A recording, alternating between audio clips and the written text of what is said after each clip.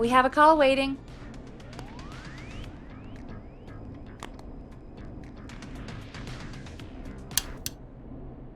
Forrest Nash here. Listeners, we've got another caller live on 189.16, The Scream. What's on your mind, caller? Hey, Forrest. I just wanted to phone in and say that I think I speak for everyone when I say that you're providing a real service for Gallows Creek tonight. It's cool what you're doing, man. Well, I'm just doing my job, friend. Anyway, tell me about yourself. What's your name? Are you keeping safe tonight? Yeah, man, I'm good, thanks. I'm at my roller rink, trying to get everything ready for the Harvest Festival tomorrow. I had a guy from Starling Security here earlier installing the Starling 4000 system, so I'm a little behind. As for my name, my friends call me Roller Ricky, and I now consider you a friend, my man. We're friends now, huh? Well, that's kind of you to say. Thanks. Yeah, man. Sounds like roller skating is more than just a job to you. So is this vocational? I wasn't always Roller Ricky. Once upon a time, believe it or not, I used to go by just Ricky. Yeah, back then, things were pretty rough. I used to roll with a bad crowd. Not all bad, but there was this one guy. Anyway, some bad stuff went down. I harbored a lot of guilt for a long time and turned to the bottle. I didn't really talk about it or even know how to talk. It's just how it was. That bottle took the best years of my life. Or so I thought. It's never too late, Roller Ricky. How did you turn things around? I joined a support group. I opened up about my problems. Sharing that burden just took so much weight off. It's a long story from there, but I found roller disco. I learned how to have fun again, cutting loose and making shapes. Now whenever I get down, I get down. I'm finally free from it all, man. It's important just to talk to somebody. That's the first step. Ain't that right, Max? Aw, hello, Max.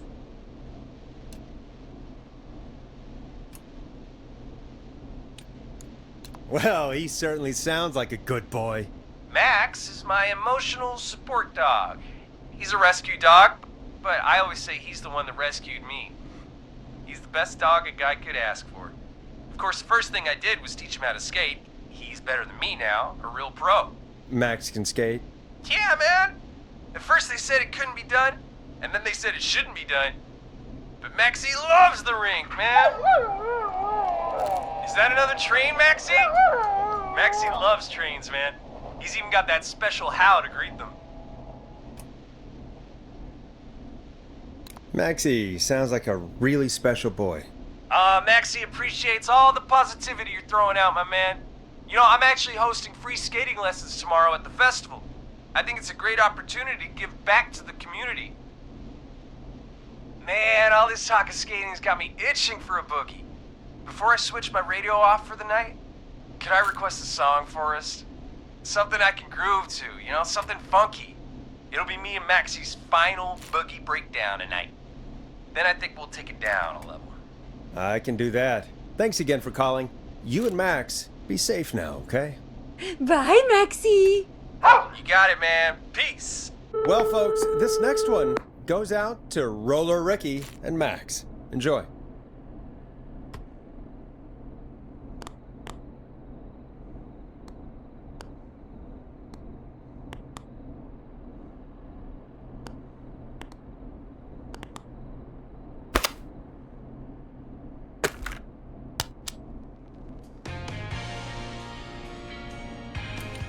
You're gonna love this next track. I really needed that call, you know, after everything.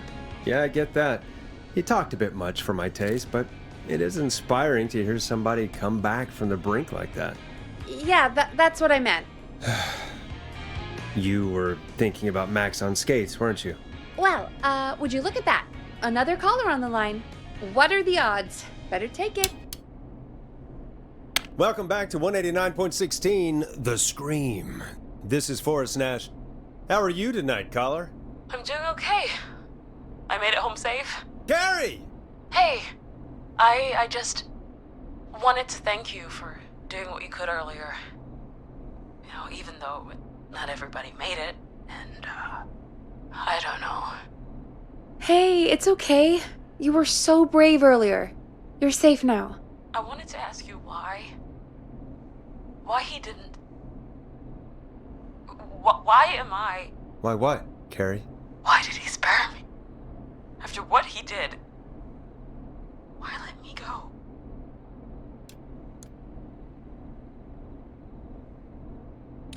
Maybe he didn't kill you because he saw you as a victim. Maybe. But why would that stop him from killing me too? After everything he did to... These stupid hazing nights have to stop. Carrie, you did so well tonight. Stay safe and rest. Help is coming to Gallows Creek. We just need to hold on. Thanks, Peggy. Hey, Forrest? Could I request a song? Of course, Carrie. What song? Any song by Blast Processor. And thank you. This next one goes out to Carrie.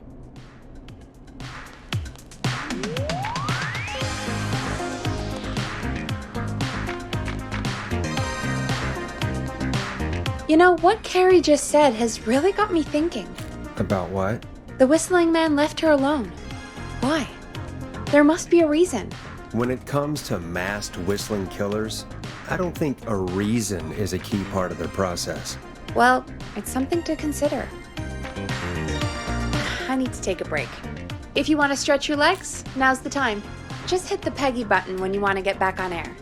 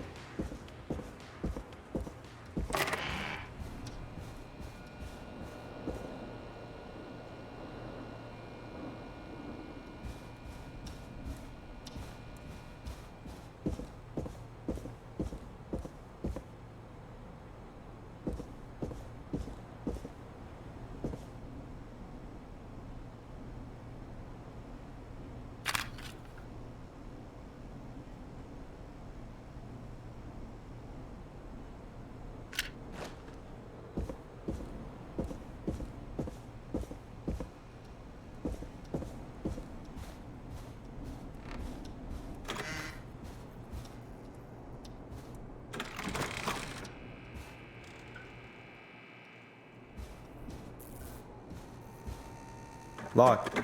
For now.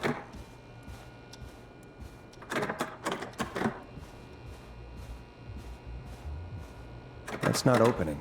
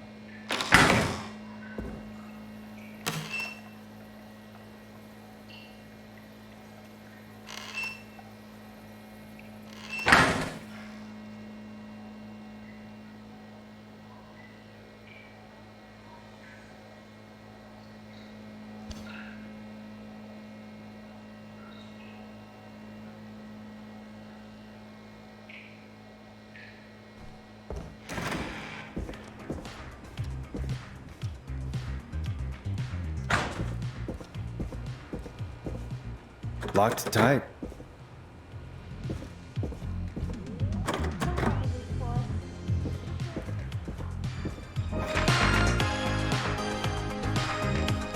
Let's get going, Peggy.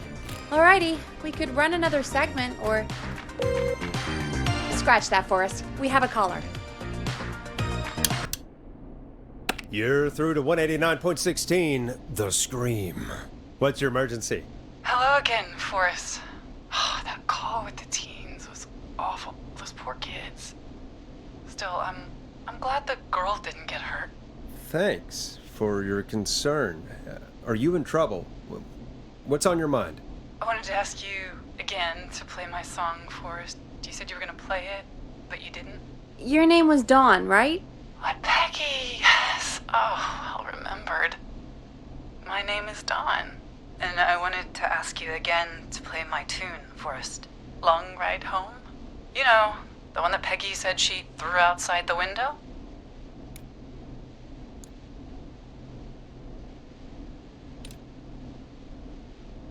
I'll play a track for you, Don, but maybe pick another one. We don't exactly have that one in rotation right now. No, Forrest. You do have it. It's just outside the window. There's a serial killer on the loose. I can't just go outside hunting for a record. I'm really sorry, Dawn, but we just can't get it right now. But wasn't the Whistling Man just at the old murder house? That's miles from the station. It won't take you a second to grab it. Call us back tomorrow when this is all over, Don, and I'll gladly play it for you then. No, that won't do. Don't worry. I think I can bring you around. Forrest? Peggy, I'm calling with more than a request. I know something. I think I know who's gonna be next. What? Are you serious? Play my song, Forrest, and you'll find out. Well, folks, here's some music for you while I think things over.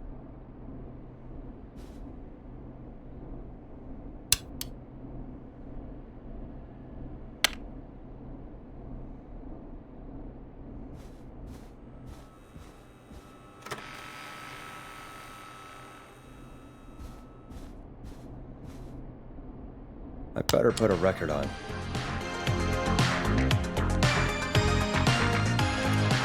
Time to go on the journey that is Blast Processor with their hit song 1980X. Is she serious, Peggy? She's serious about hearing that song, that's for sure.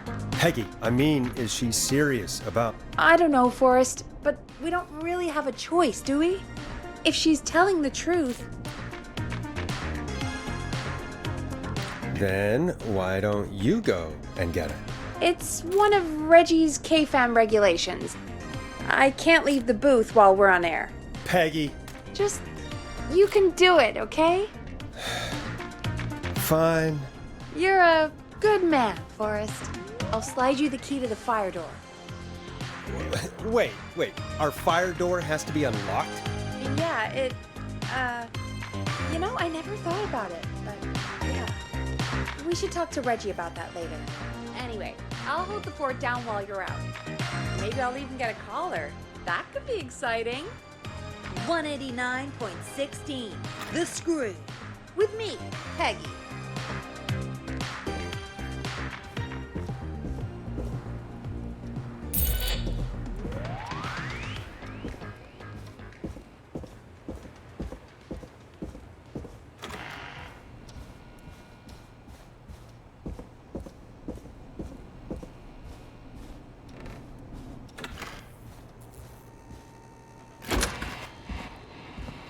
You know, I hope she'll be happy when I'm brutally murdered by the Whistling Man.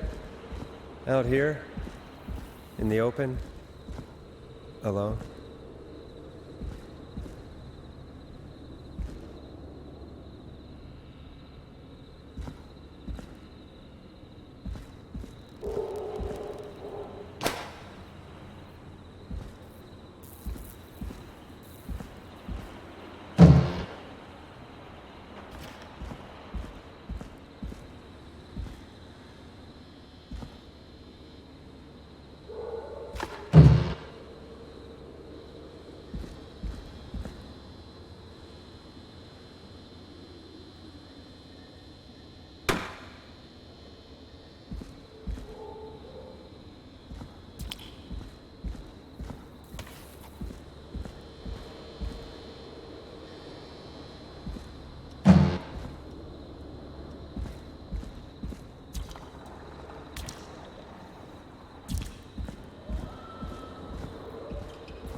Alright, which window would she have thrown it out of?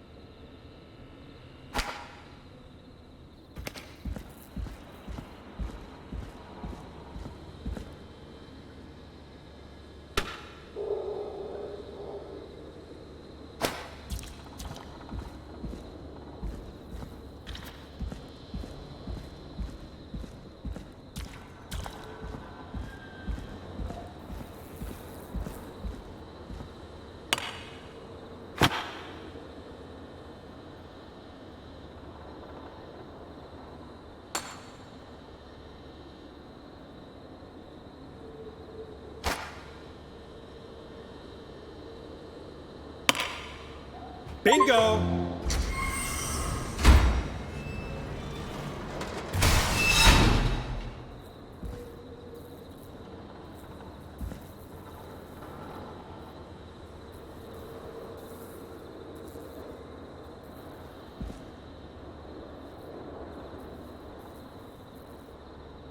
Here it is. Long ride home.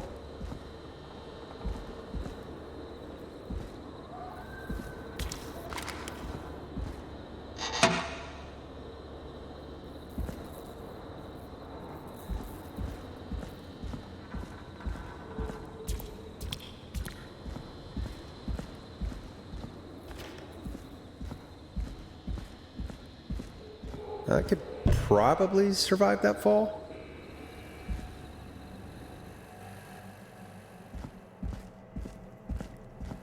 Looks like the janitor's closet. What did Peggy say his name was? Clive?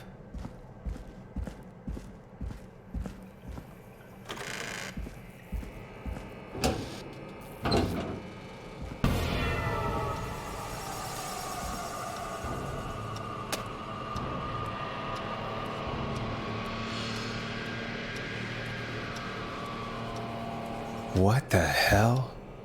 Peggy is not gonna believe this.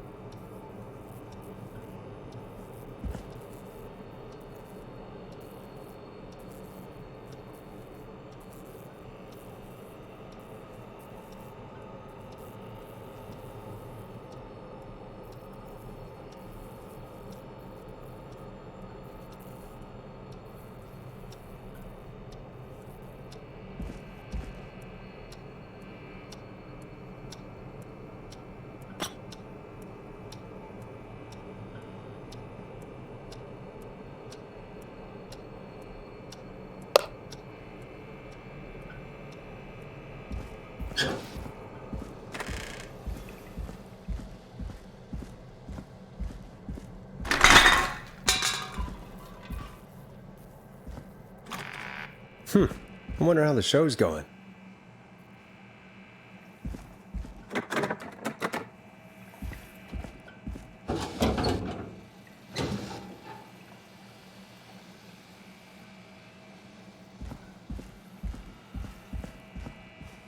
God, please let this be the last locked door.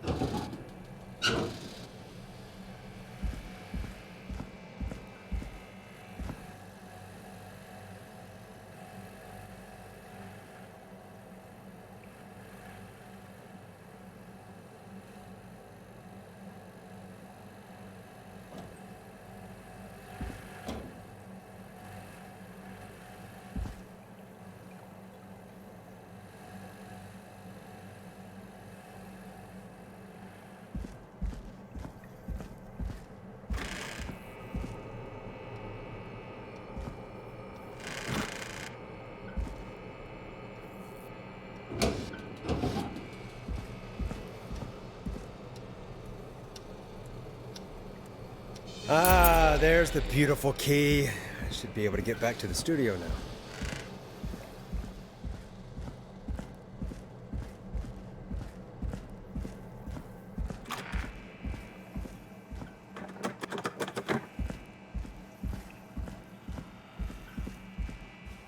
Yes!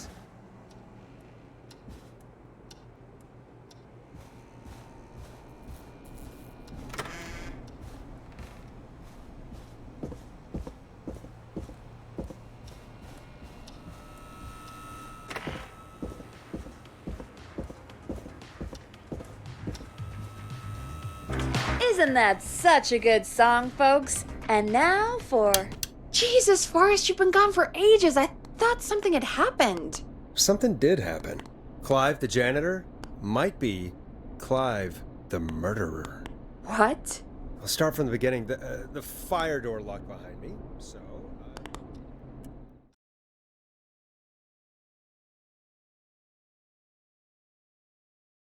Why did you heave that thing all the way up here? Because the basement's creepy as hell, and I don't like standing around down there? Fair. All right, let's run through this again. We have a creepy board you found in a creepy basement, made by our creepy janitor, who you think is the creepy whistling man. Yep. And on the creepy board are the names Chuck Brody, Kim Walker, Rebecca Allen, and Aunt Williams. Correct. And you think one of these people will be the whistling man's, Clive's, next target. That's right. And we've got to find them. You said there are 4 locations listed there too? The hospital, the power station, the gas station, and the trailer park. Clive must think the target is at one of those locations. Forrest, you're gonna have to figure out if any of the potential targets are at one of these locations tonight. Hit the button if you need any help. How's it going? It's not going well. I could use some help. Okay, let's review the basics. We need to work out who the next target is. There's 4 locations, right? And 4 people. We need to figure out if anyone is at any of the 4 locations tonight. And if they are, we can call them and warn them. There must be some connections between the notes. That makes sense. Great. Need any more help?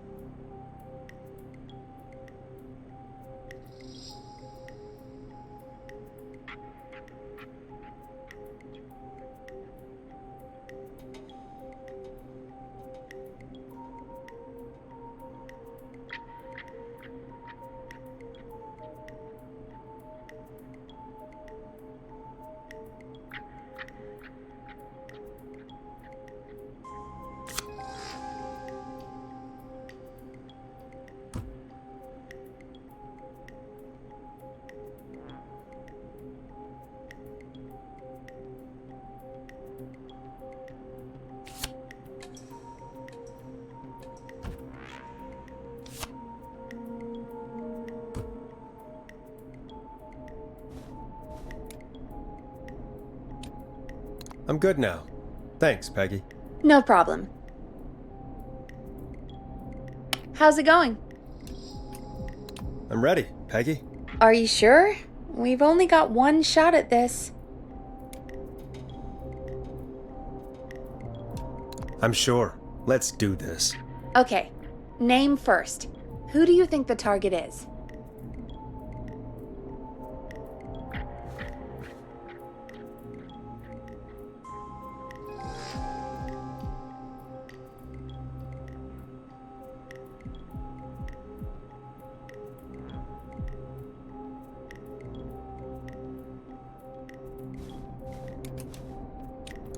Aunt Williams. And where will I find them? The power station. Okay, I'm dialing. One moment.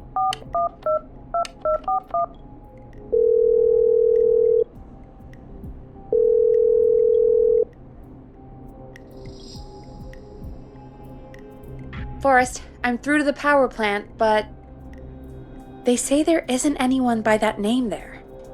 What? Then who? Jesus! It sounds like something blew up! He's using bombs now? Oh my god. The call board, One moment. Forrest, I'm getting so many calls. Just let me... I'm gonna take us off air for a moment. Peggy, what's happening in there? Peggy! I'm back. He blew up the gas station, Forrest. Okay. I spoke to the fire department and the hospital. The fire department is useless now, as you know. And, the hospital's only ambulance was at the gas station. Forrest, you've got to say something on the radio. You have to tell the town. I'm putting us back on air. Now. Gallows Creek. I don't know how to tell you this, but, the gas station's been bombed. Please, everyone, stay safe, stay inside, and... Oh, just bring us into some music, Forrest?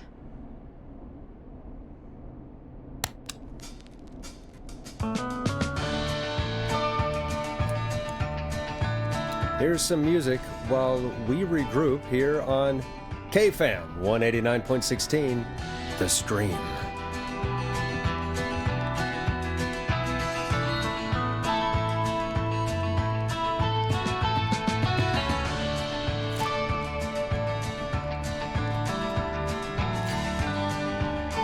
There's gotta be more in the basement to show us who Clive is targeting.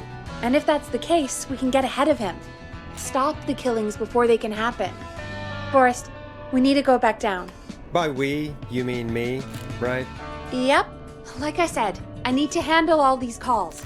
Maybe start with that creepy mannequin room you mentioned before. I still have a lot of questions about those, by the way. Me too.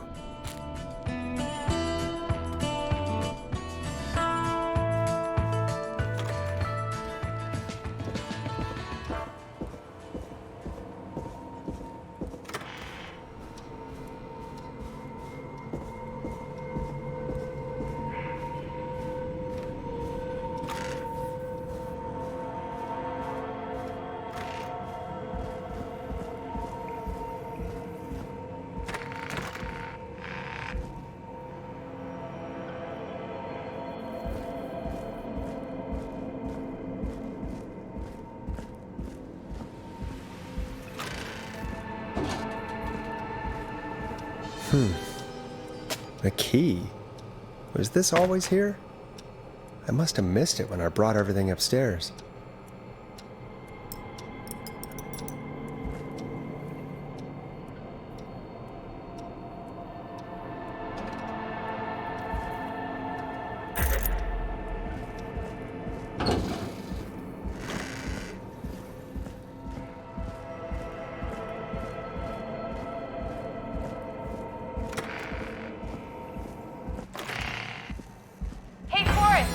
Peggy, give me some warning before yelling down the intercom.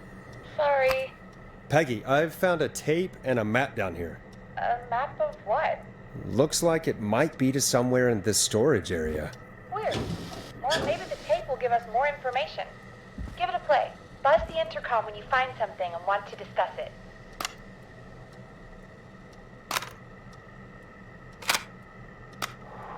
George Barrow, 1968. That's when this all began for me. Follow the maps, find the tapes. I'll be waiting. Wait, George Barrow? We all heard that he drowned after a night out drinking. Was it actually Clive? Has Clive really been the whistling man for that long? He says I need to follow the maps and find the tapes. I guess that's what this map is about. I think we need to see what else is hidden down here. Be careful, Forrest. Keep looking. Buzz the intercom when you found something.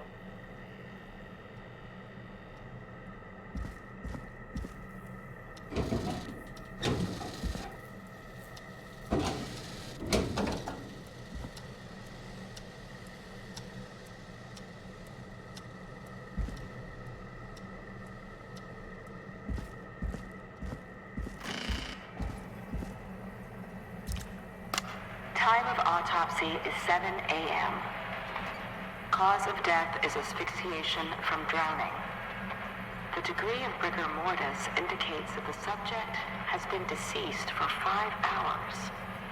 That puts the time of death...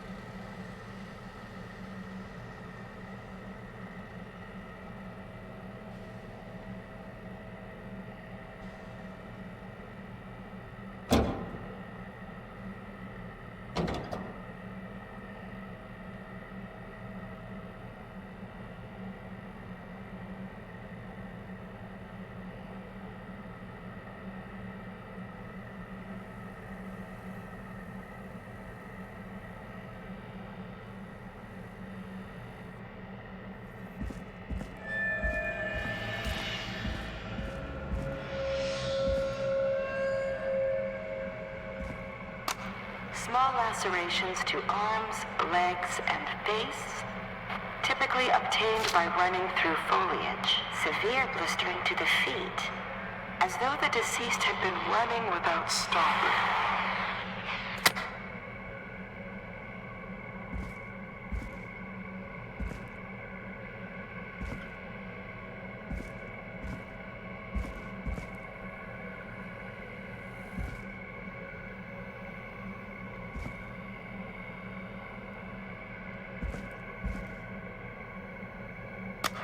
Preliminary toxicology results shows no signs of inebriation.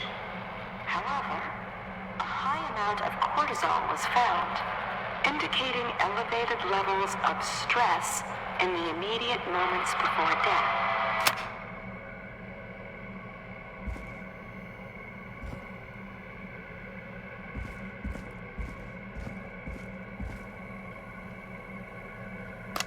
Time of autopsy is 7 a.m.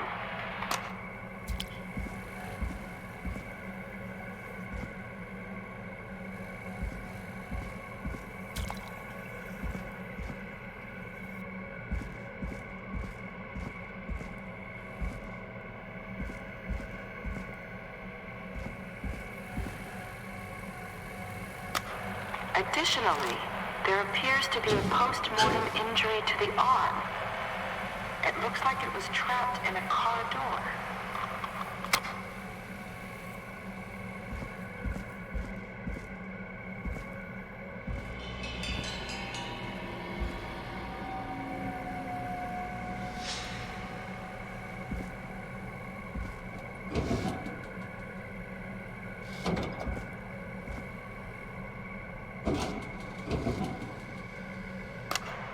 It is the coroner's opinion that the subject likely feared for his life and was chased, resulting in a fall from a height into a body of water, where he hit his head, was knocked out, and drowned. Following that, he was moved. Dr. Sullivan, we need to have a talk. That recording. Shut it off.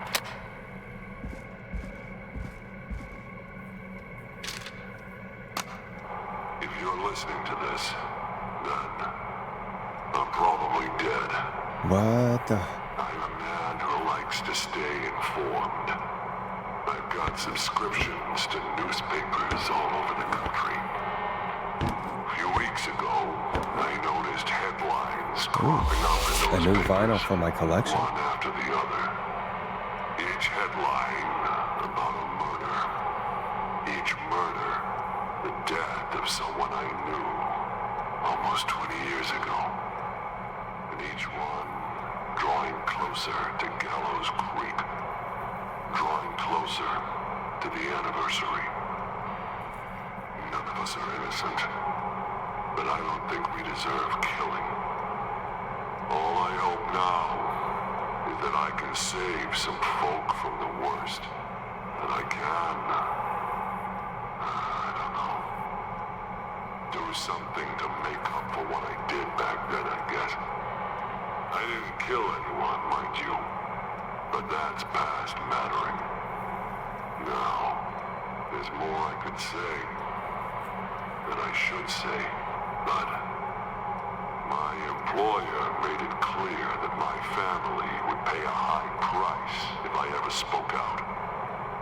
So, hopefully I've said enough for you, listener, whoever the hell you are, to start putting the truth together.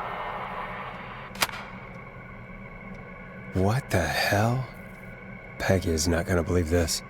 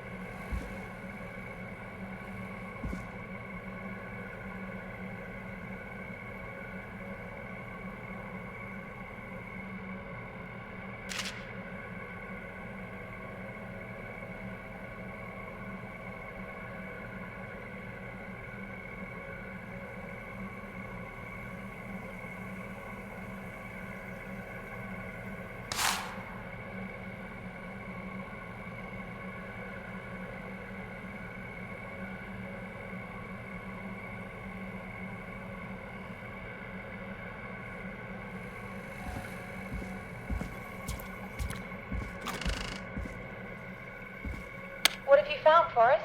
It's an autopsy tape. Doesn't say for who, but I think it must be for George. Poor George. He was so young. Something's bugging me, Peggy. What do you mean? I swear I recognize the voice of the woman talking on the tape. I just can't place it. Seriously? Do you think you've met her before? I don't know. I mean, I just got here recently. I don't know. Found another tape. It talks more about how George died. What did it say? It sounds like he was running for his life. Sprinting through trees and bushes, getting cut up all over. What would drive someone to do that? I'm not sure yet. There's also a tape about a toxicology report. There were no signs of drinking or that he was on anything. What? But everyone said he went swimming drunk and drowned. It was in the newspaper and everything. I found a tape that introduces a new detail to the story. Post-mortem injury. Apparently, his arm got caught in a car door. A car door? Yeah, after he died. How do you suppose they can tell? How can they tell? I'm a radio producer, not a coroner. In another tape, the coroner comes to the same conclusion as I did. George was running from something. Maybe an animal? Maybe, but then there's this next bit, where the coroner thinks he was moved post-death. Moved the body? How weird. At the end of the tape, someone burst in and demanded the doctor, Dr. Sullivan, to stop recording. Dr. Sullivan. Wait, Virginia Sullivan? She was her caller from earlier. Well, then our caller was involved in a conspiracy around this boy's death.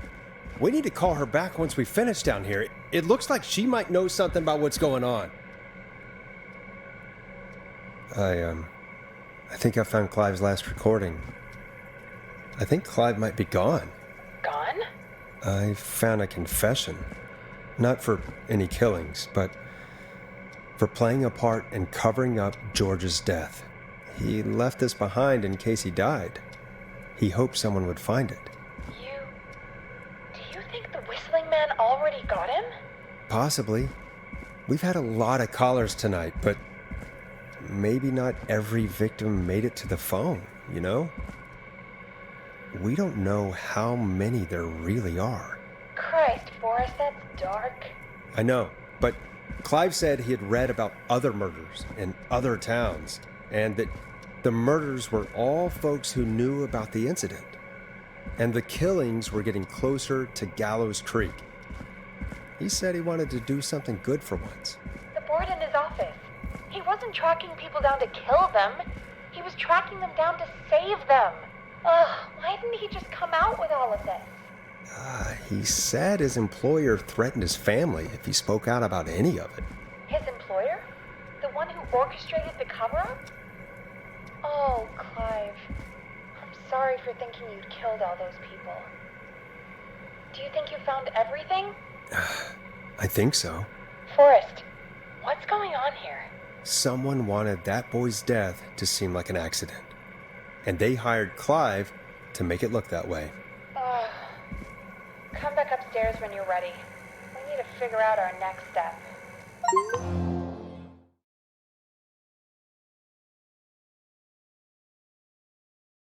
Thank God you're back, Forrest. I've been running out of stuff to pad our airtime with. Peggy, you work in radio. Forrest, I'm stressed. I mean, really. How are we supposed to keep a show going with all this happening?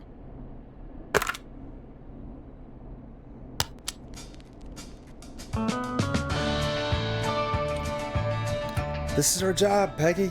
We gotta do it. You're right. So, what's the plan now? I think we should call Virginia back. All right, I'll get her on the line. Okay, Forrest, shut the music off. Hello again, Gallows Creek. This is Forrest Nash. We're circling closer to the truth behind tonight's events. To this end, we're calling back one of our earlier callers, Virginia Sullivan.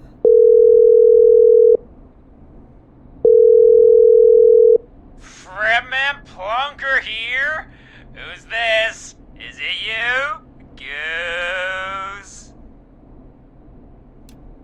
Plunker, it's Goose. Goose! Goose, Goose, Goose, Goose, Goose! Where are you? Get your ass here! The party has moved! Oh, cool. Where's it moved to? This old lady's house. She's pretty cool, though. Dude, she said we could raid her liquor cabinet if we stayed and protected her. Of course, we're not drinking anymore. We're staying sharp in case that whistling turd turns back up. The old lady might need our help. Of course, man. Of course. Hey, could you put me on with the old lady? You know, should check if it's cool for me to drop by. Oh, there's that Goose respect we love. I'll grab her now. Hello? Is this Goose? Hey, Dr. Sullivan. Who is this? Hey, Virginia, it's Forrest. I'm glad you're still okay. Oh, Forrest. Sorry, I'm still jumpy. Sorry to hear that, but listen, hey, we need to talk. What about? We're calling because we think you can help us understand why this is happening tonight. Me? What would I know? Does the name Clive mean anything to you? Clive? No, I don't know that name. What are you asking about this for? You mentioned that name earlier when you called us the first time. I don't know what I said then. I was petrified, Forrest. Clive's the janitor at our station, and we know you spoke to him in the past. Forrest, please. You don't know what you're doing. He'll come for me. Virginia, it's okay. Clive won't be coming after you. We think Clive's dead. Dead? But isn't he? He's the whistling man, Forrest.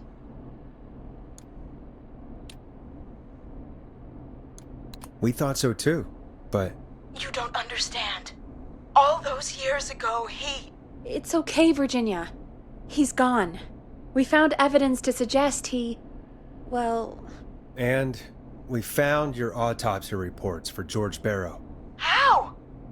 I saw him destroy them. Well, he didn't. I don't know if he kept them or made copies or what, but we found them, and we know it's related to what's happening tonight, which is why we called you. Why did you stay quiet? All right. One day, I came into work to find a boy on my slab. And as I finished the autopsy, this man, Clive, he just burst in. And he started making demands to give over the reports, to falsify what I found. Of course I said no. But, well, when someone wants to make you do something, they can use the carrot or the stick. For me, he used both. You see, my sister is sick. She has a chronic condition that's never going away.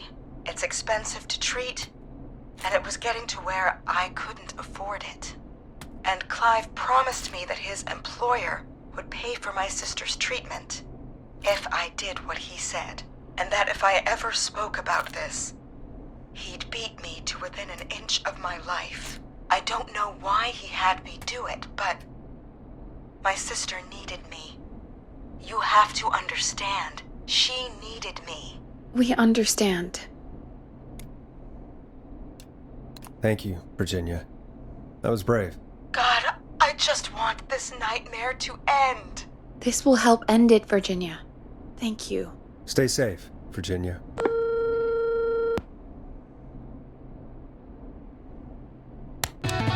So, Virginia's tied up in all of this. Clive threatened her to keep quiet about George's death. But for who? Why cover up these details? We could try Sandra. What would Sandra know? I don't know, but we have to start somewhere. Anyway, just be careful when you're talking to her. Don't push too hard. We don't want her to hang up. I'll be careful. All right, calling her now. Hopefully she's at her jazz studio.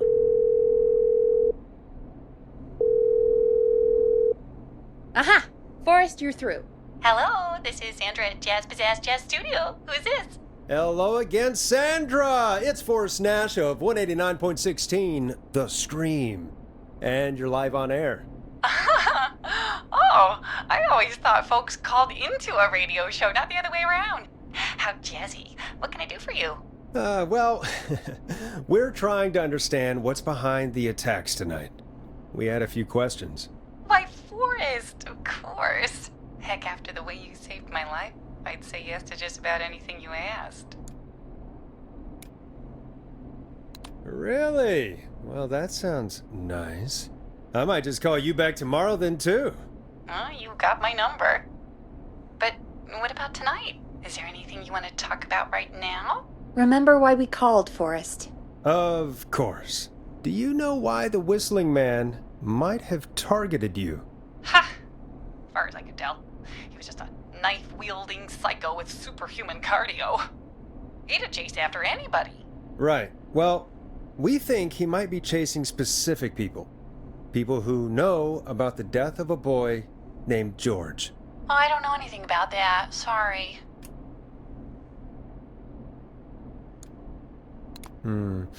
Have you had to keep quiet about anything?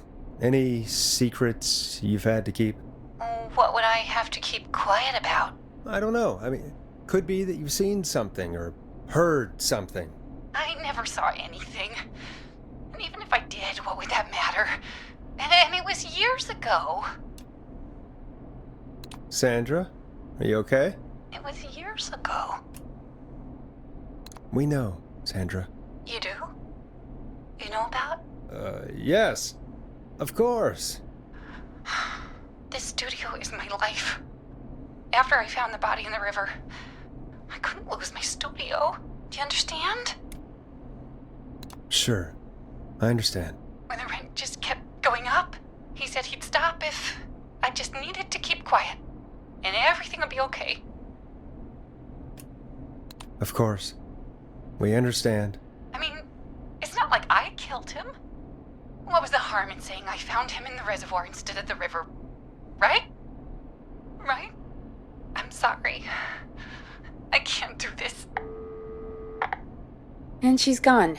I don't think that could have gone any better. You truly did great, Forrest. Well, folks, if anyone out there has any thoughts on what's going on tonight, please call in. That's good timing. We've got a call waiting just this second. Welcome to 189.16 The Scream with me, your host, Forrest Nash. Hi, Forrest. I know this is really out of the blue with everything happening tonight. But I wondered if you could send a special birthday message to my uncle. No, I don't wanna. Oh, come on! It's his birthday. I won't have a chance to do it again until next year. May as well, Forrest. Fine. What's his name? Thank you, Forrest. He's my Uncle Ronnie. His first name's Peter, but he never liked his name. But since he always had salt and pepper hair, even as a kid, can you believe it? Folks always called him Pepper. Thanks for the history lesson. Is there anything besides happy birthday you would like to say to Mr. Pepper? Oh my god damn it! Yes! Tell him he can get the best birthday deals and party packages here at Putney's Pizza, starting at You son of a bitch! Stop calling us! God damn it, Peggy, this is your fault! My fault? I said I didn't want to do it. Don't blame me because Brian Ponte can't control himself. Don't worry, we've already got another caller on the line. Just pick it up, okay? This is 189.16 The Scream. I'm Forrest Nash. You're on the air, caller.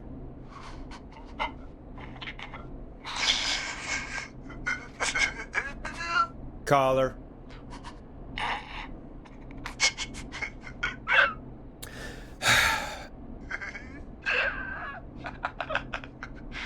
Ponte? Ponte's Pizza always delivers! Come rain or sleet or whistling man, we'll be there!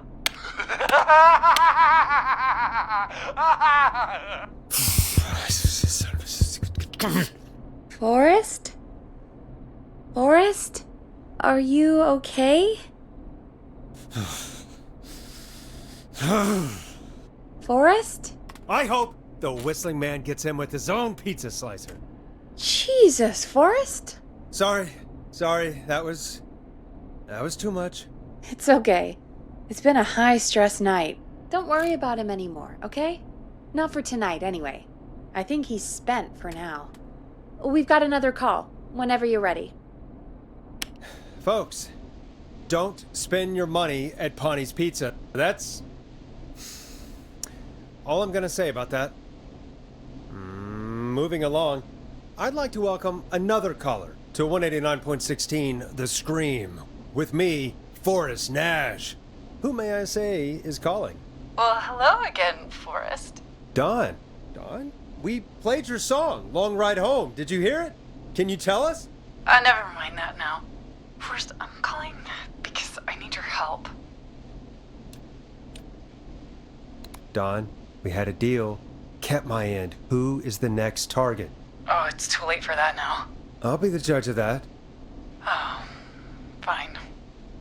Chuck Brody was the next target, but that ship sailed.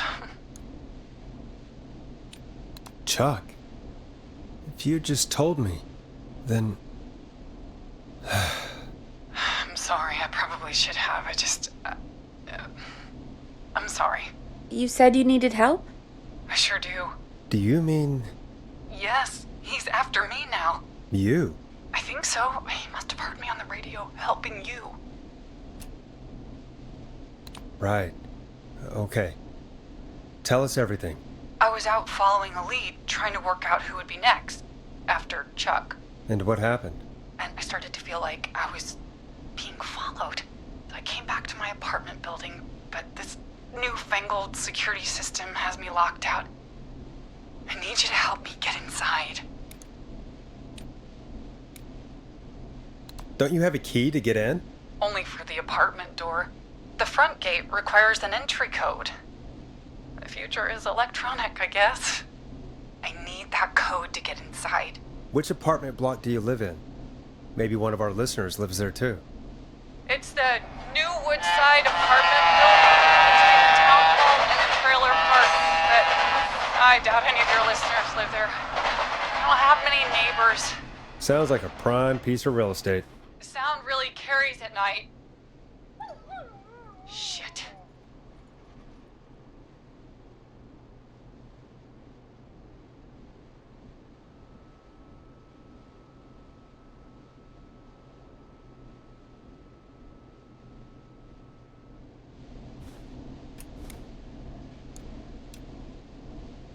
Is that a neighbor's dog? Yes, it is. Boy, I wish he'd muscle that thing in. Oh. And now he's blasting David Scopo out of his window. This night can't get any. It's coming down the street. I don't think he's seen me yet. Forrest, please. I need your help. I need the code for that security system, or I'm gonna die. Can you get your neighbor's attention? That the whistling man will see me, Forrest. I can't do that. What's the name of the security system? There's a sticker on the box. It says Starling Security 4000. There's a keypad, and it looks like it wants a 6-digit number. 6 digits. Sounds like that would be hard to remember. Yes, very hard, especially on a night like this. Yeah, of course. Don't worry, Don. Thank you, Forrest. I knew I could count on you. I'll sit out of sight. Call me back soon. All right, folks. Here's a little tune for you all to enjoy while I try to break Dawn into her apartment.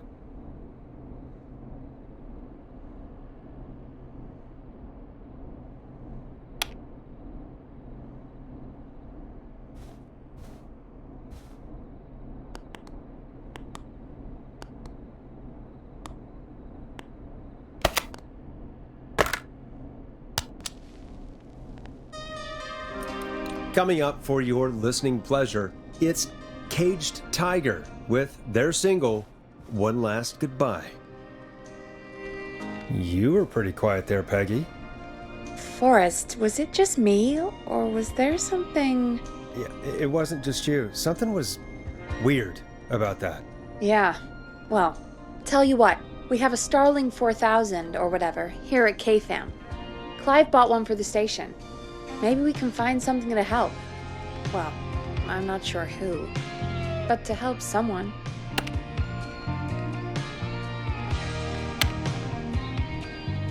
Okay, so she's locked out of the Woodside Apartments, and somewhere, Clive probably has the papers for the Starling 4000. Welcome back, Forrest. Find anything?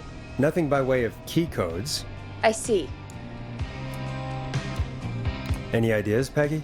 Dawn says she's stuck outside the Woodside Apartments with the whistling man nearby. She's locked out because of some new security system. Yeah, the Starling 4000. Right, and we had the same security system delivered here.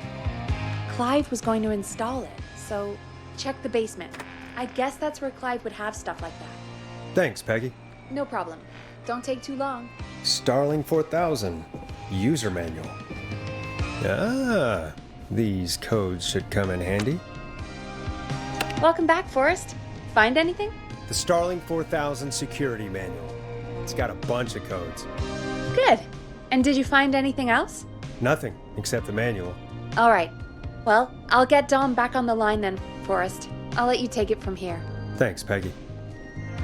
When you're ready, shut the music off. Line 1, whenever you're ready. Don, are you there? This is Forrest Nash from 189.16, The Scream. Oh, thank God you're back. I'm so afraid. What's the code to the gate?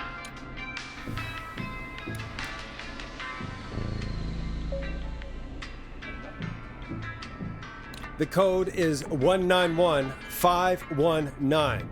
Thank you, Forrest.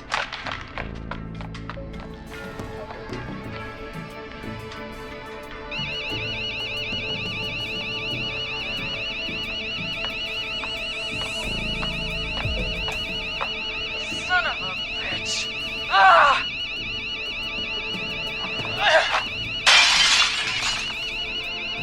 Is she?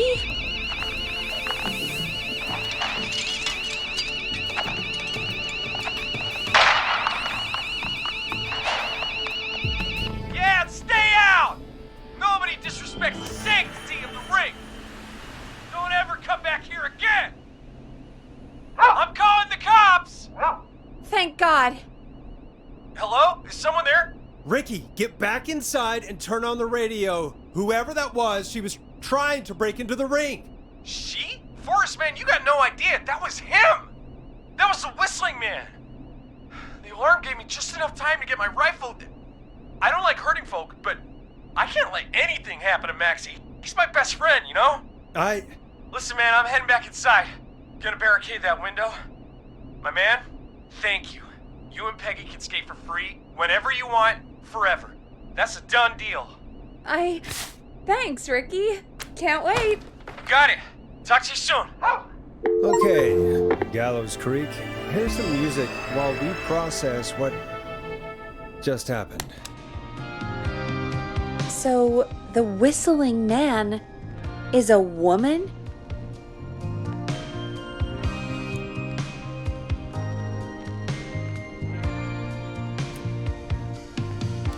I had my suspicions. Yeah, sure, Forrest. You just never mentioned it. She called up. You spoke to her multiple times.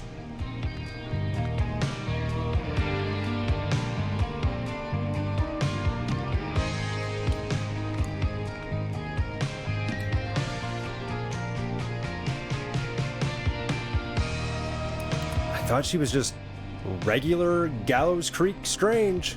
Really, Forrest? Why do you think she requested that song?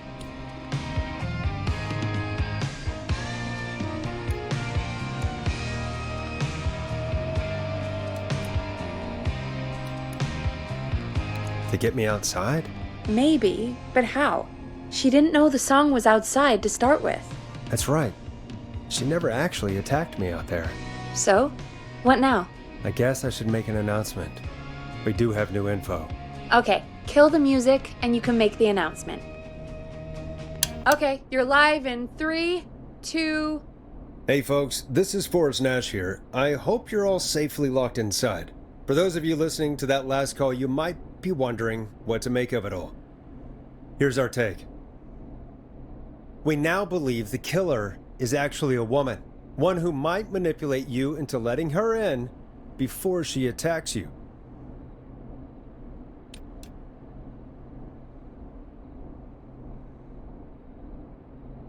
We're neighbors. Look out for each other and stay safe. The killer was calling themselves Dawn. This could be a fake name. If anyone needs help or you have info on the killer, please call in. You folks have my new number, right? It's 911. Hopefully, our next caller can help shed some light on our killer. Hey, we had a call come in. Okay, folks, time to take a call. This is Forrest Nash, and you're listening. Please help me. My name is Casey Moore. I'm at 25 Nancy Drive. My best friend's been stabbed. He's bleeding everywhere. I don't know what to do. Please help me. Easy. Take a breath. Relax. Okay. We'd been out at the reservoir. We were heading back to his place when we heard this whistling all of a sudden. He just started freaking out. He screamed at me, told me to hide. I'd never seen him like that, and I just panicked and ran and hid in a bush. Oh no. Forrest. Then what happened? He went up the road and talked to someone. I couldn't really hear or see anything. It sounded like he might have known the person, and they just stabbed him. Casey, was his attacker the whistling man? The who? They had a mask and wore all black? That's all I know. Please, we need help here. I'll get you help, but I need to know. Where did the masked person go? They left. They left him to bleed out. I waited until they were gone, then dragged him into the garage and called 911. Wait, why didn't she make sure he was dead? I don't know. I think I heard them say something like, "It's not so funny now, is it?" before they left, but please, he needs to get to the hospital. I can't drive, so we need an ambulance. Forrest, the ambulance was destroyed in the explosion at the gas station. You should get all the info you can.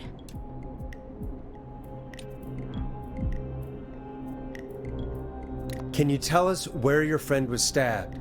They stabbed him in the stomach, and then stabbed him again in his leg when he was on the ground, and it's... Oh, the knife is still there in his leg. What's your friend's name, Casey?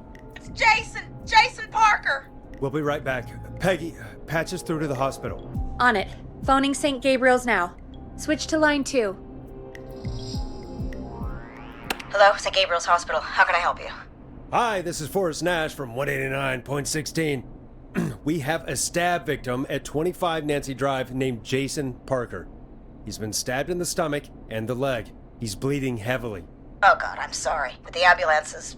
well, you know. I know, but please, we need something, or he's going to die. Forrest, Listen, you're going to have to get him here. We need to see him, and we can't get there ourselves right now. We don't have any way to drive him right now. And even if we did, he's bleeding out fast. All right, listen. We need to buy him time to get here.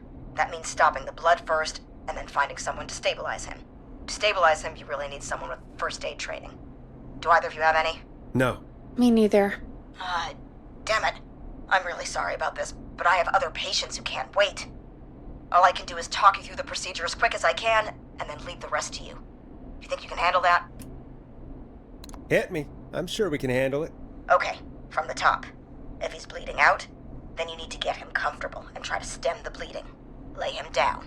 Apply continuous pressure directly to the affected areas. When the bleeding slows, get a clean cloth of some kind and hold it over the wounds. Get them comfortable. Apply pressure. Clean cloths when slowed. Got it, I think. You said he was stabbed, right? If the object he was stabbed with is still in him, don't take it out. It's stopping the worst of the bleeding right now. If anything, you should secure it so it stays where it is. I wouldn't have thought of that. It makes sense, though. God, that was a lot of info. But I think we can handle this. Glad you got it so far, because there's more to go. I'm still with you, Doc. What else do we need to know? If he's lost a lot of blood, he may enter shock. If he does, act fast. If you applied a cloth and it's bleeding through, don't remove it. Just apply another on top of it. If it's safe, elevate his legs to get blood circulating to his vital organs. Try to keep him warm. Get him to rest and reassure him. We need the patient to stay calm. All right, don't replace bandages, elevate his legs. keep him warm and calm. This is a lot. I'm really sorry. That's as much as I can give you right now. Try to stop the bleeding, find someone to get him stabilized, and get him here as quick as you can. Good luck. All right, Forrest. Casey's still on line 1. Hello? Hello? Forrest, are you there? I'm here. How is Jason doing? Badly. He's still bleeding. I need help. I've been putting pressure on his stomach wound since you left, but he's still bleeding. I don't know what to do. That's good, Casey. The nurse said to do that. What about the knife in his leg? It's gotta be hell. Should I pull it out? No, don't touch the knife. The bleeding will get worse if you pull it out. Are you sure? I'm sorry. I'm gonna stop making suggestions. No, don't worry, Casey. We're a team here. We're all going to get Jason through this. Casey, is his leg wound bleeding right now? I hate looking at that knife. Yeah. It's bleeding. His stomach is worse, though. I think we need to secure the knife so it doesn't move around. Do you have anything you can tie around it? Yeah. There's some laundry piled up on top of the dryer, some cloths on the hood of the car, and what else? I guess I've got my jacket.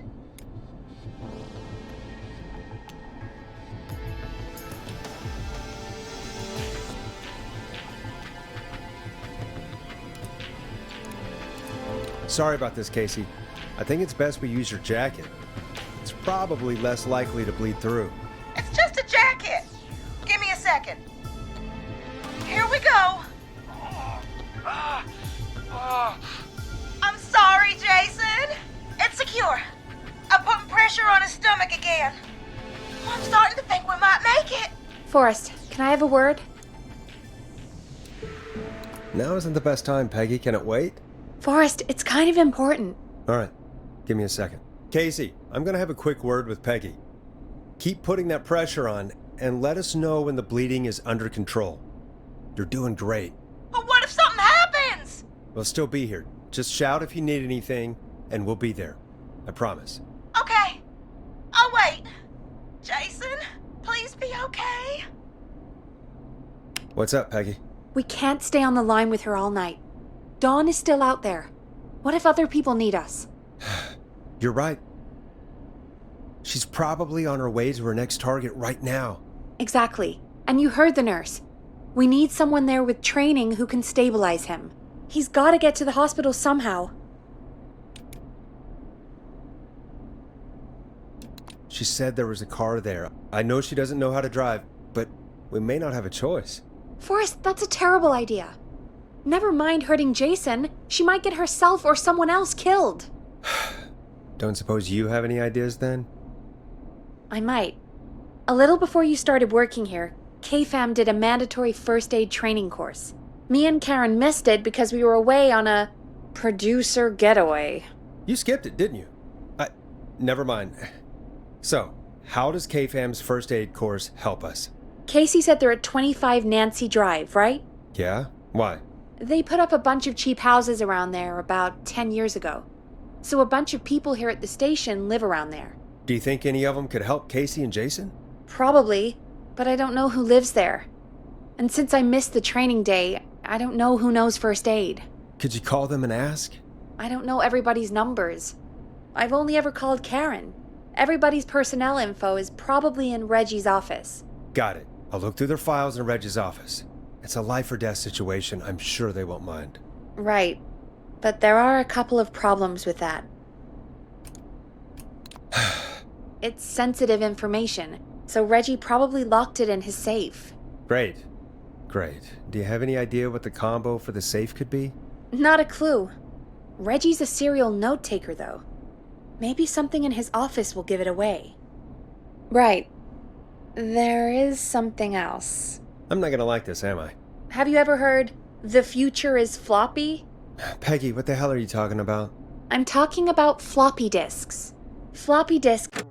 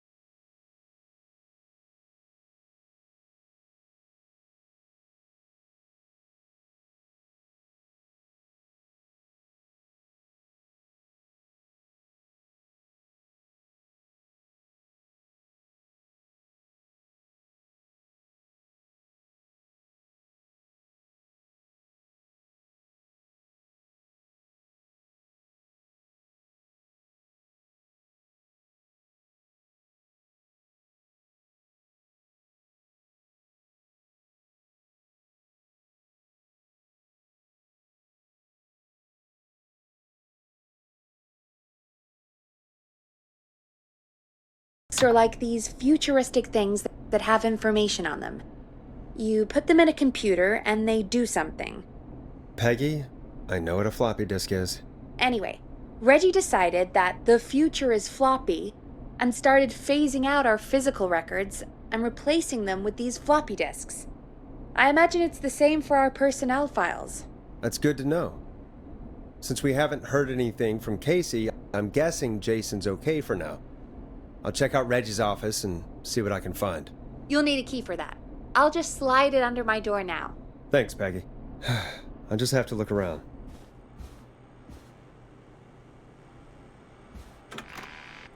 Good.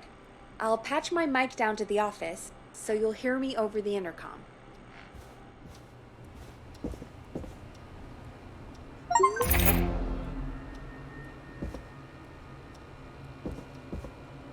Not getting in there tonight.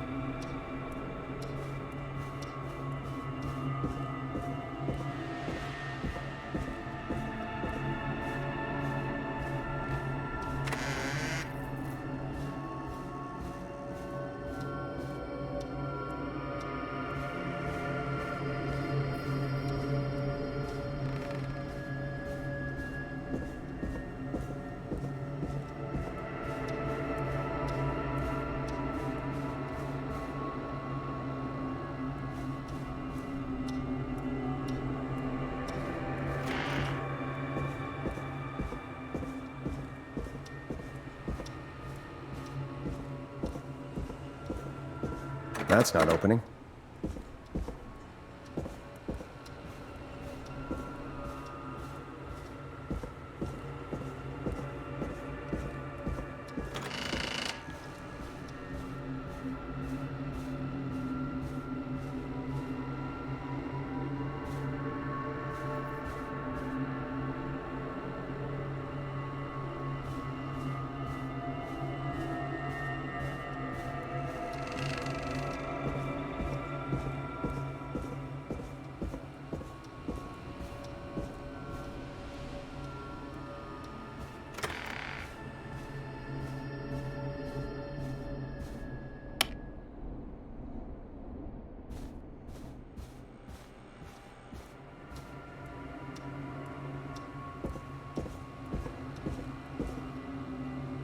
Locked tight.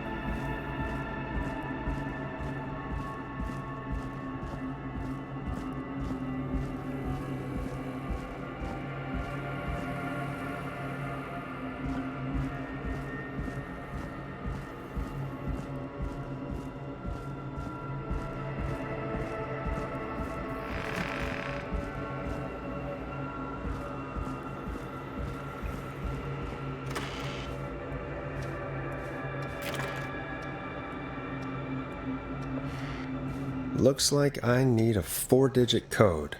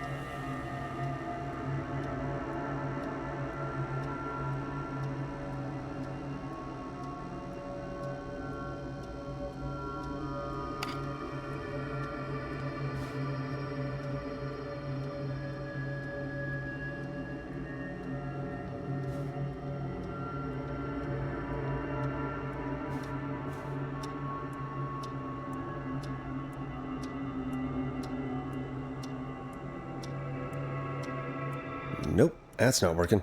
Must be something else.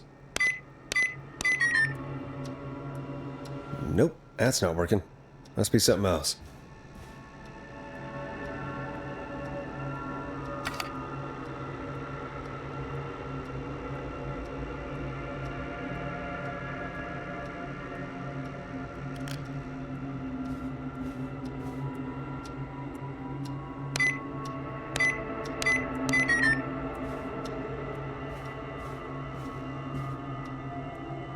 Hey, Peggy, you there?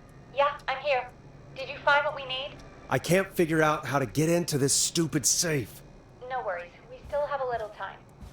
Reggie writes almost everything down somewhere. I'd recommend you start reading.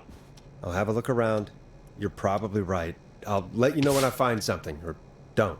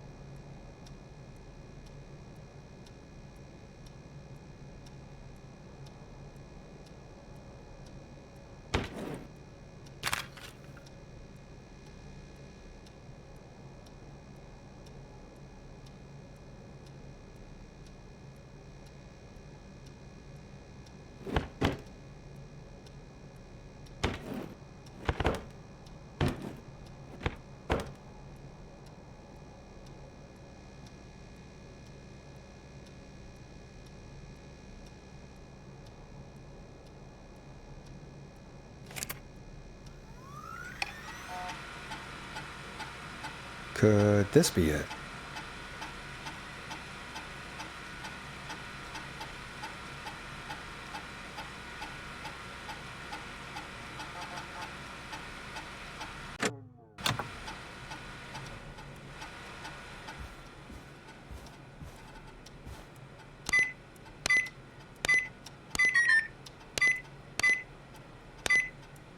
Nice.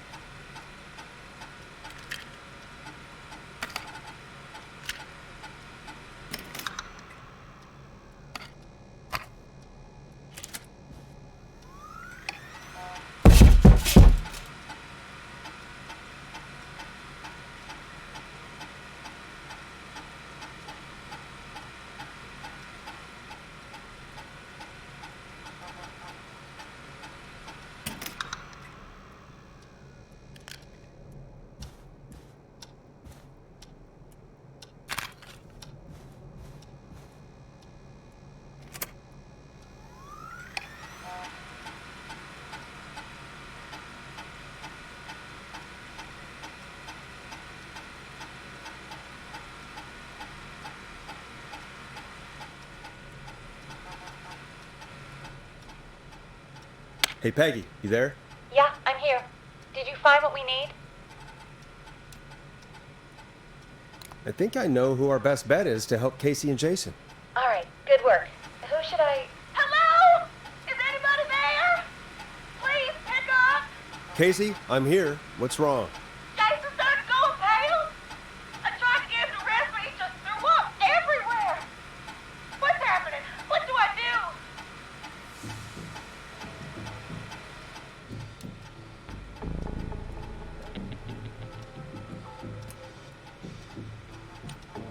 God, it sounds like he's going into shock. Casey, just stay calm. It's going to be okay. But the bleeding seemed to slow down. Did I mess up? Jason, I'm sorry. Casey, calm down. You've done everything right. I need you to listen to me, okay? For Jason. What did the nurse say to do about shock? Casey, I need you to elevate Jason's legs.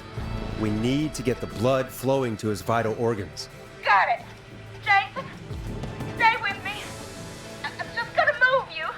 This might hurt. Okay. I propped his legs up on some boxes. I'm looking at my notes. We need to get Jason as warm and comfortable as possible. Do you have anything you could use nearby, Casey? Yeah. I still have some laundry next to me. I'll wrap him in some blankets. Just give me a second. Sorry. Jason's bleeding through his bandages. Should I get him new ones?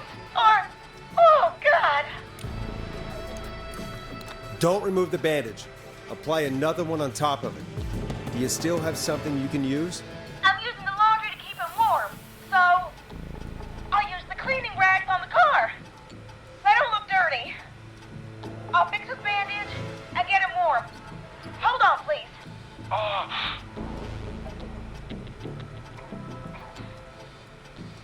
Sorry. I'm done. You're gonna be okay, Jason. Just relax now, okay? Sorry. I'm scared. He's not doing well. Is he gonna... Casey, I need you to be strong for Jason. Sit with him and reassure him that everything's going to be okay. Okay? Okay. Please. I can't give him what he needs. Please, his help. I can't lose him. All right, Forrest, we need to hurry. Jason doesn't sound like he's doing too well. You said you knew who to call earlier? Who was it? We need to call John Hedges. He lives on Nancy Drive. He didn't really participate in the first aid training, but he's a former war medic. He's probably the most trained person we have. Really? I never really spoke to him before. A war medic, huh? Yeah, and according to Reggie's notes, John keeps all of his old equipment at his house. He's something of a hoarder. All right. What's his number? 5420735. Calling now. Let's hope he picks... Who the hell is this calling me? What time is it? John, it's Forrest Nash here at KFAM.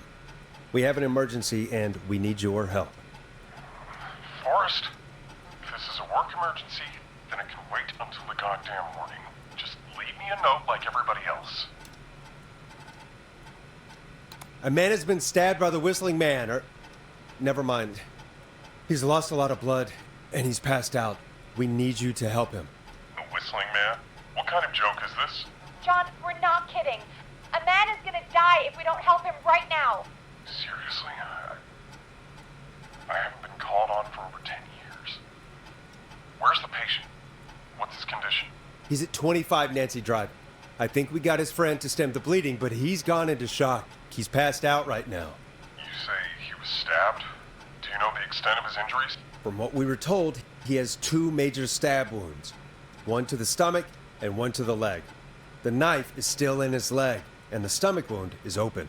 Understood. Let me grab a few supplies and I'll head right over.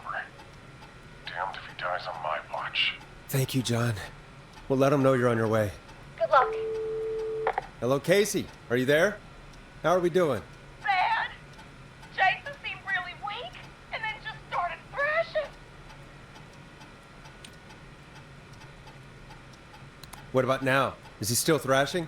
He's passed out. Casey, help is on the way. My colleague will be there soon. You hear that, Jason? Someone is coming. You're gonna be just fine. Just hold on for me, okay? Just hold on. Come on. Hello, Casey. John Hedges. I'm here about Jason. Please let me in. I'm guessing that's Jason there. Casey, I'm gonna need your help. Forrest, Peggy, don't you two worry. We've got this from here. Okay. Forrest, we'll call you back later. I have to go now. Good luck, everyone. God, I hope he's gonna be all right. And with that, the show moves on. We're sending our best wishes to Jason. Well, after all that excitement, I think we could use some music. Come back upstairs when you're ready.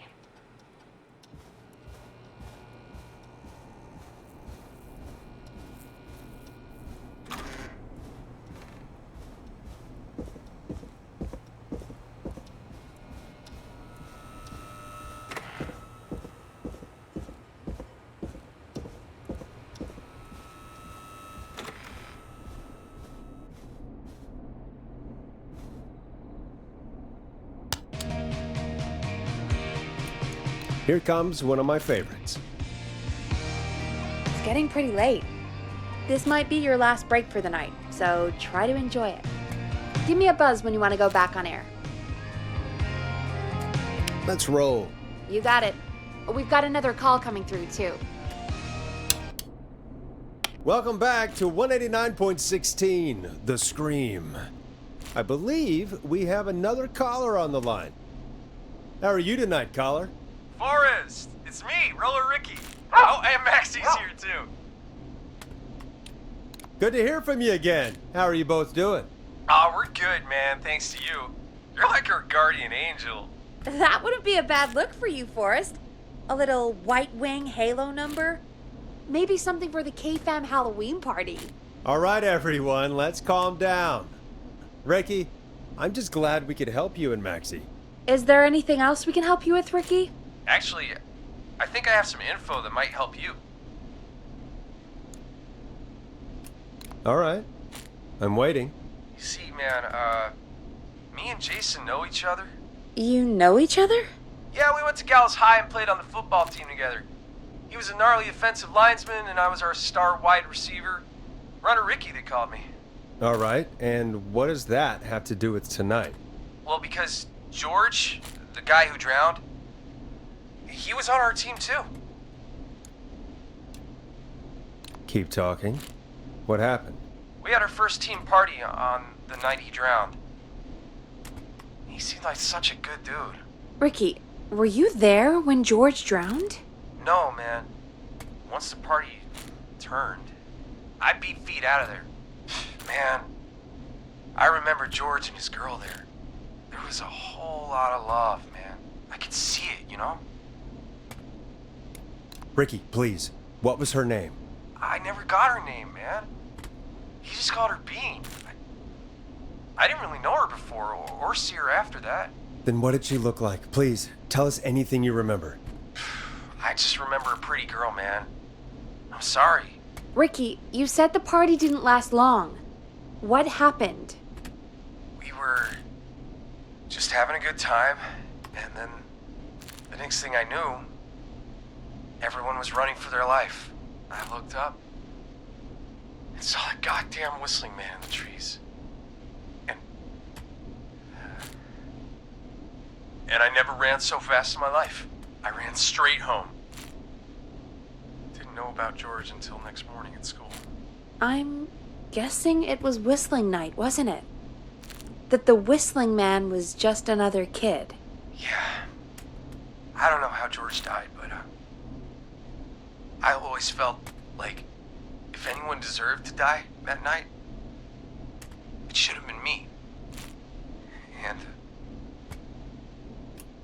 Ricky, it wasn't your fault. You're not a bad person. I know that now, ma'am. It took a long time to learn, but yeah, Just thought I'd tell you all what I know. Thank you, Ricky. This helps. Thank you. You got it, man. Anyway, I think it's time for me and Maxie to free up your phone lines.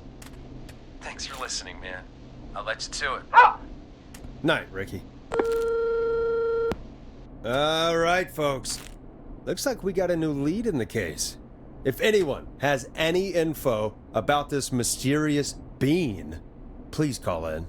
If she was George's girlfriend back then, she's probably in her mid to late 30s now. Huh. Oh, we have another call coming in, but hang on. What's up, Peggy?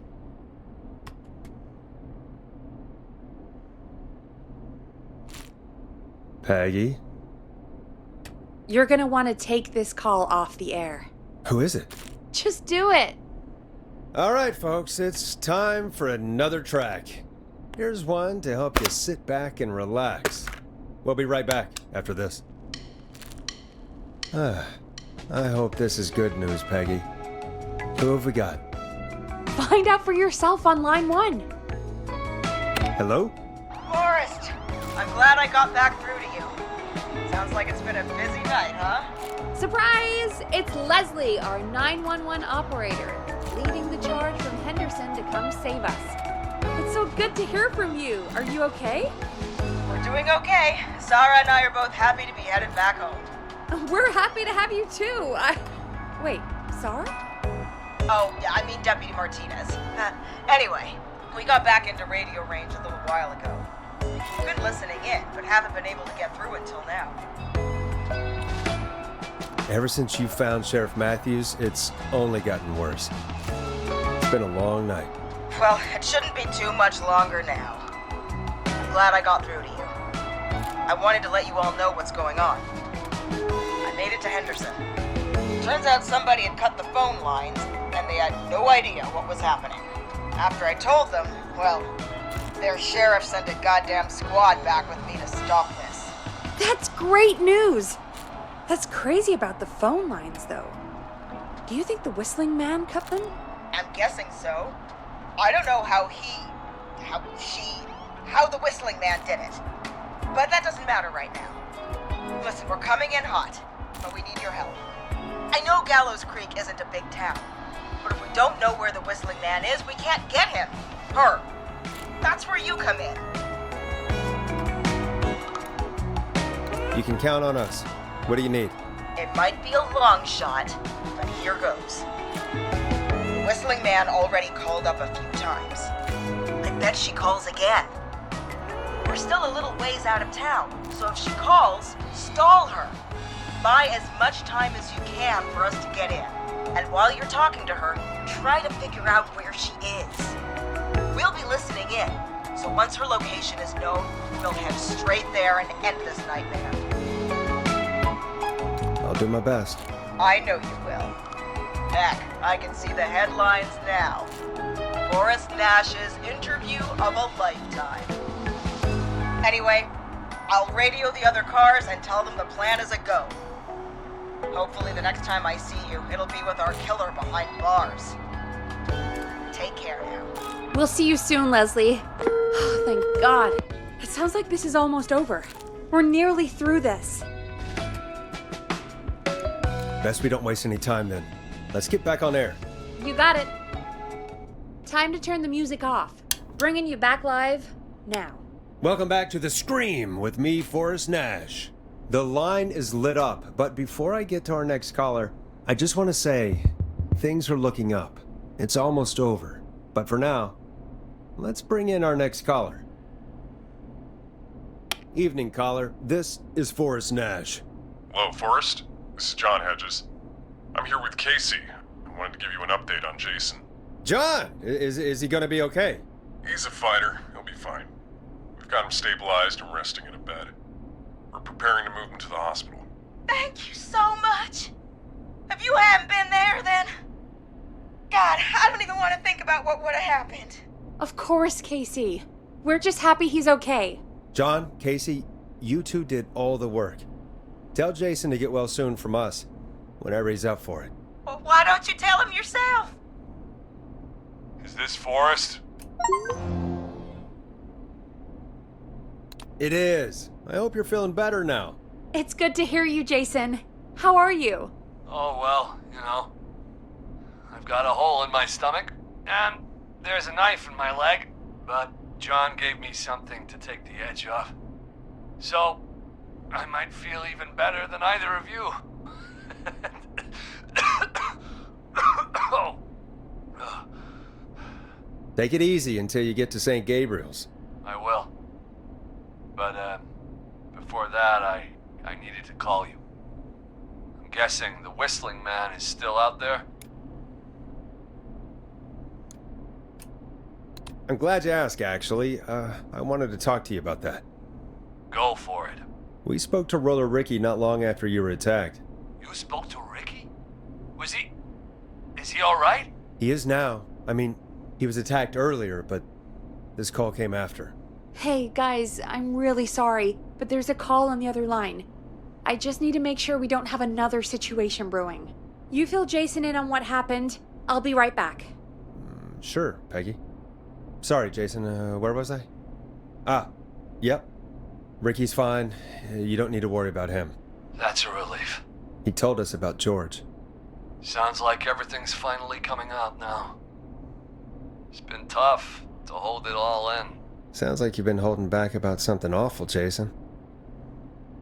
I'm part of the reason my best friend is dead, Forrest. And the few who knew about it said if I ever said anything, I'd find myself in jail. For a long time. It was hell. And then the town just moved on. Like he'd never existed.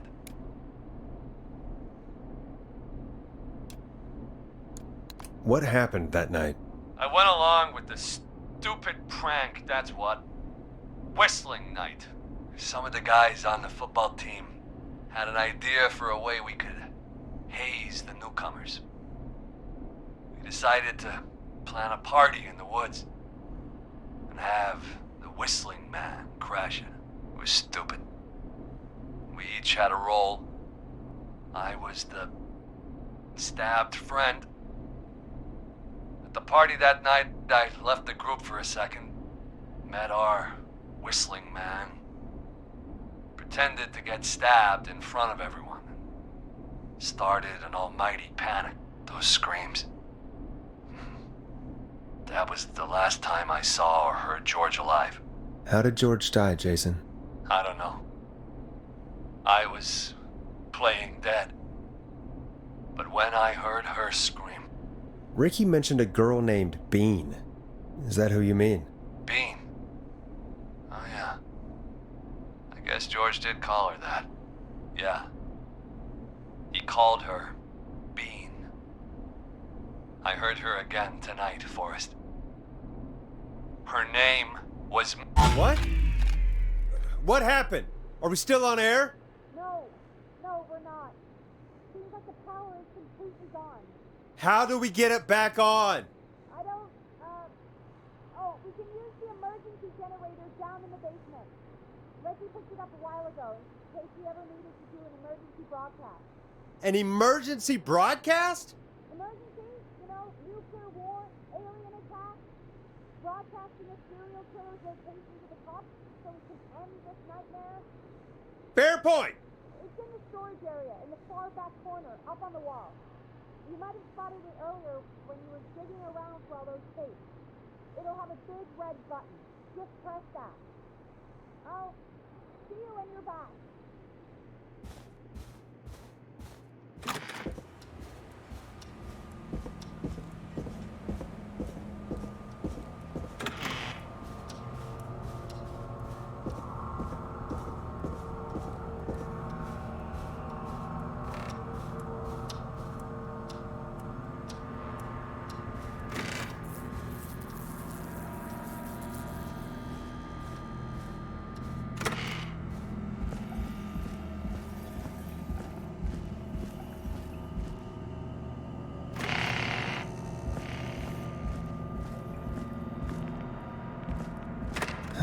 Far back corner. Why is this station so big? Death is asphyxiation from drowning. The degree of rigor mortis indicates the subject has been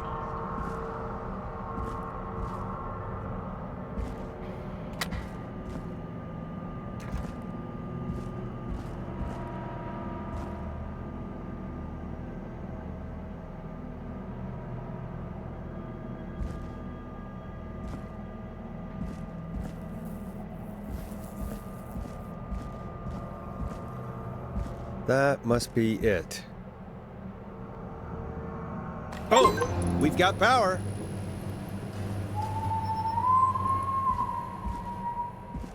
The whistling man. I need to warn Peggy.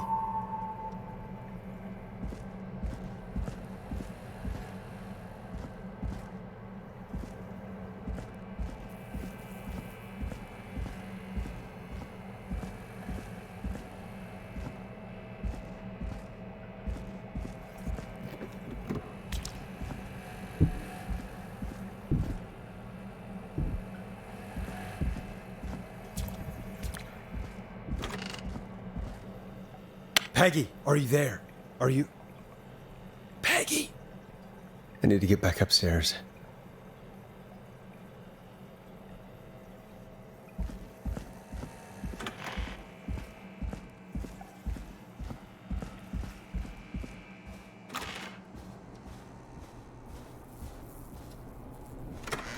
What the hell?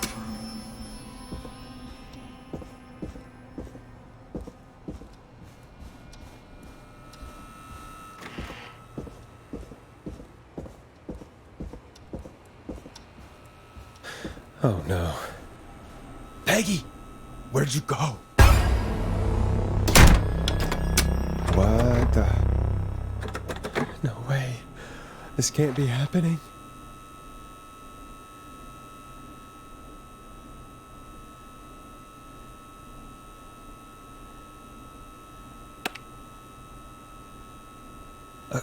A call.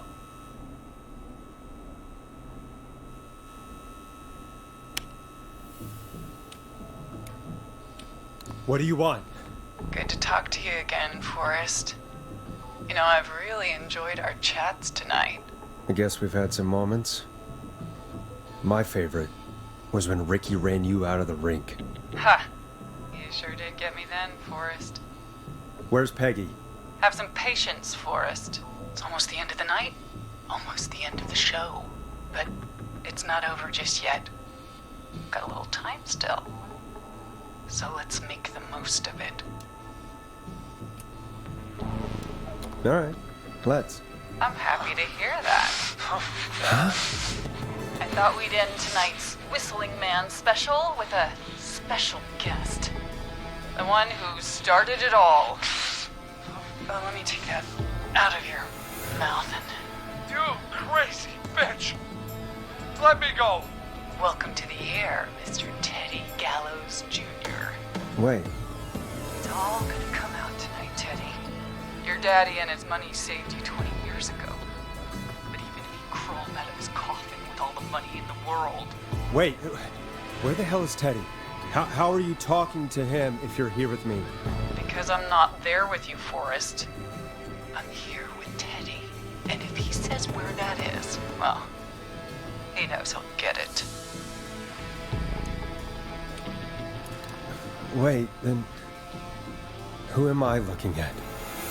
Forrest Nash, let me introduce you and all of Gallows Creek to my boy, Henry Barrow. Hi, Henry. Nice to meet you. Don't mind him. He's just shy. So there were two whistling men tonight. Of course. That explains how you were always able to get around town so quickly. And that's how you escaped the secret archives in the newspaper office. Don't think I've forgotten about that, Forrest. Locking my sweet boy away like an animal. Hang on. Did you say Barrow? Then are you... Let me just get this mask off. Damn uncomfortable thing. No wonder Mooney went crazy wearing this. There we go. Marie Campbell? George's old girl. Oh, well, it sure has been years since I last saw. Oh, God damn it.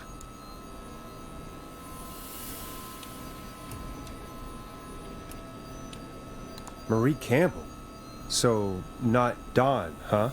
No, not Dawn. What are you going to... Everyone's gonna know now what Teddy did. He killed George that night. This night. 20 years ago. Listen to me. You... You're gonna talk when I talk to you. And not a moment before. Meanwhile, Forrest, I'm gonna give you the chance to talk.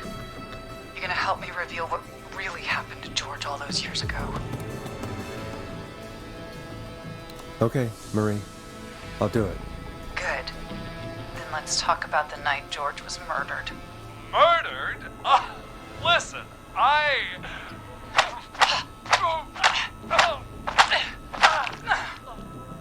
said you speak when you're spoken to. Now, I know you've done some good work tonight in piecing together what happened to George 20 years ago, and that's why I want you to interview us. Interview you? All right. I can do that. Thank you.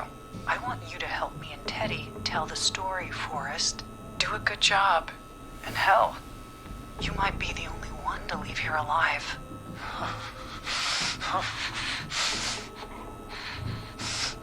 I need to drag this out. If I can buy Leslie time to get back to Gallows Creek, and if I can find out where Marie is, then this can end. Teddy, we'll start with you. Just, talk me through what happened that night. How did it start? how would I know? It was 20 years ago. Hit him again, Marie. Ow. What the hell? God damn it. Okay. Our first team party was coming up. And when I saw the date it was scheduled for, I had an idea for a way we could prank the new guys.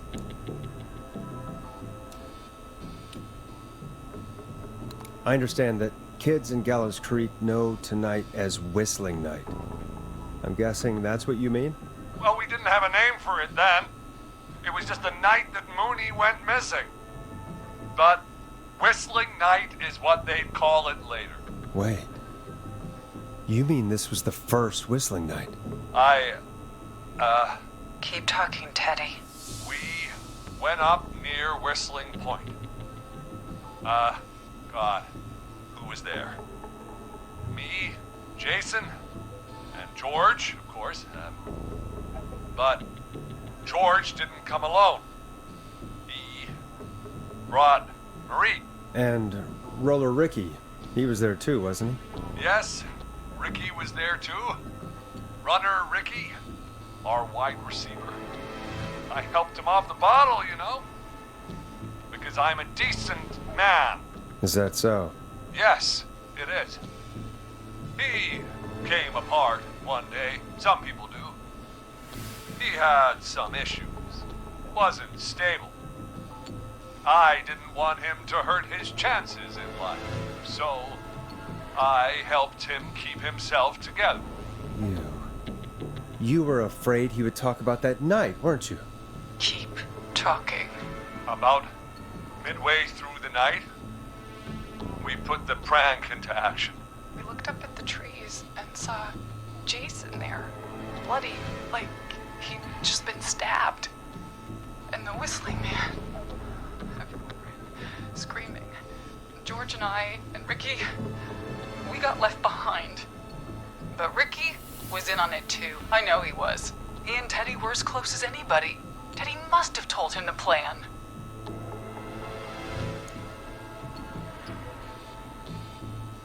No, Marie, you're wrong. Ricky didn't know. What? Did you miss that part of the broadcast? I spoke to him earlier. He had no idea what was happening. He said he was as terrified as anybody. Isn't that right, Teddy? You didn't tell him, did you? Ricky never could keep his mouth shut. If we told him, he would have given everything away. But well, it doesn't matter. He didn't rip his mouth enough to tell anybody about it afterwards. He's still guilty. It was just a stupid prank. Hit him again, Marie. Oh, God damn it! You made George think Jason had been murdered. He thought his best friend was dead. And so tonight you stabbed him for real?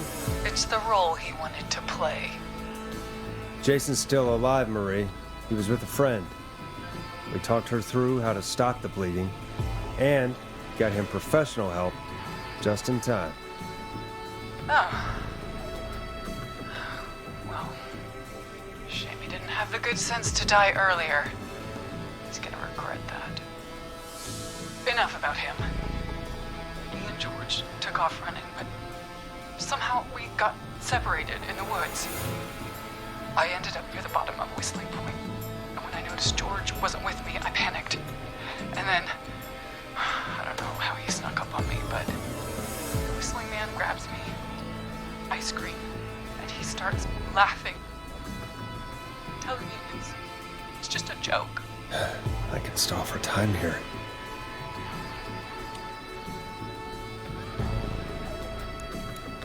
How did you feel in that moment? I felt like nothing was real. I felt small and confused, and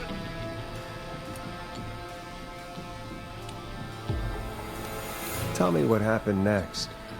I suddenly recognized it was Chuck. Chuck Brody was the Whistling Man, laughing away. But then he stops, and he's looking up at the top of Whistling Point. What was he looking at? Teddy, what happened next? Nothing. I mean, it was just Teddy? George fell off Whistling Point.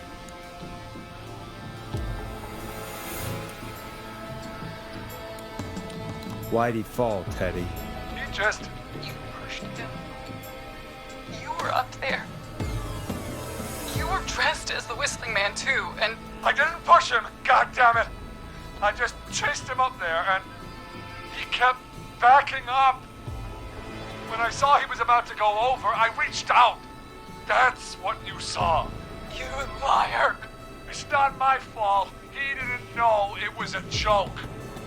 If he'd had any brains, he would have realized. Ugh. You bitch. No one's going to believe this. After all you did.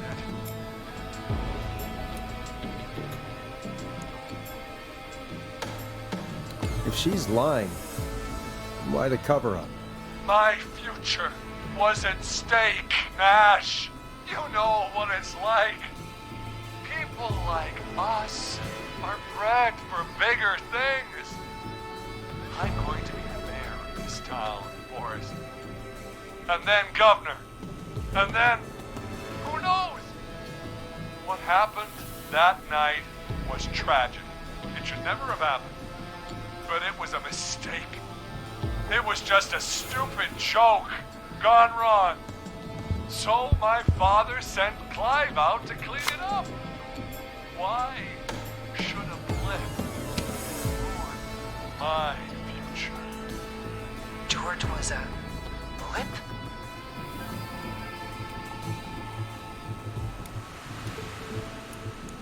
He wasn't a blip, Marie. His father covered it up from there.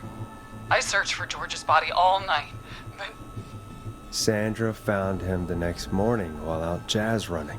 she found him in the river, but she lied about that to protect Teddy. She said something about her rent going up, unless she... Teddy, did your father own Sandra Sharp's dance studio? It's Gallows Creek, not Sharp Creek. Hit him again, Marie. Damn it. Yes. Okay. We own most of the town. That's it then. Your father was going to run her out of business, unless she lied and said she found him in the reservoir instead of the river. What my father did in his business dealings is nothing to do with me. The false reports. That's why you killed Sheriff Matthews too, isn't it, Maria? Not just to get him out of the way, but... Everyone was in on it, Forrest. Even the coroner wrote a fake report. Said George was drinking.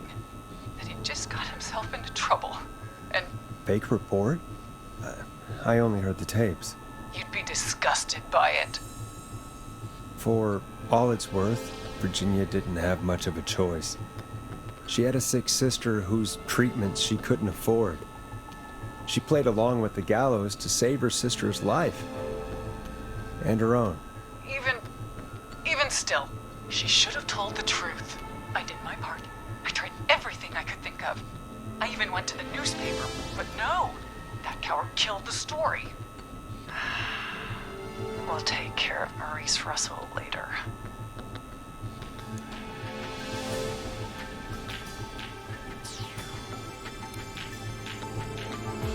This has to stop, Marie. Never should have started.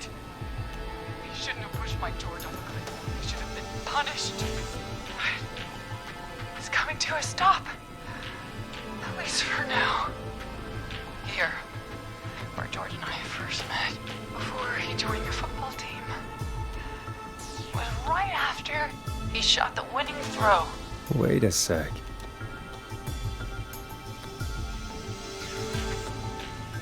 You're at the football field.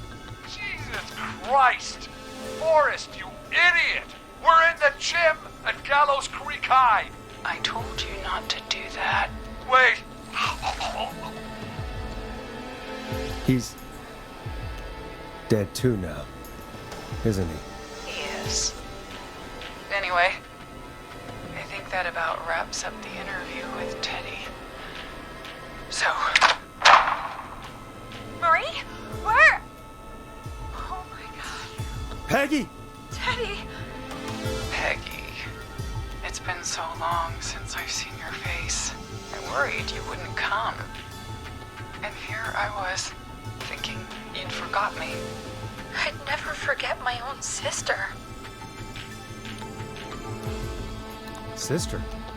Peggy, what's happening? Why are you even there? Wanna explain, Peggy? Earlier, while you were speaking to Jason, I got a call. Do you remember? Well, it was from Dawn. She said that my sister Marie was there that night George died, and that I should come to the gym for a reunion. And when you walked in, you found out. That my sister is the Whistling Man. Good to see you too, Peggy. Why didn't you tell me any of this? She said that it was my last chance to see my sister. I knew if I told you, you'd try to stop me or come with me when we need you on the radio. And I just...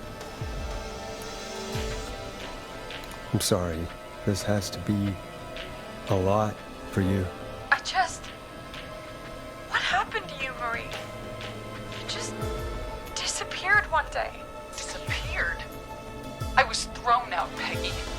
I begged Mom and Dad to do something about what happened that night, but did they care? No, they told me to stay quiet. They only cared when they learned I'd been with George, and Marie, I'm so sorry. I never knew. it's not your fault. Really, it's Mom and Dad I should be seeing right now.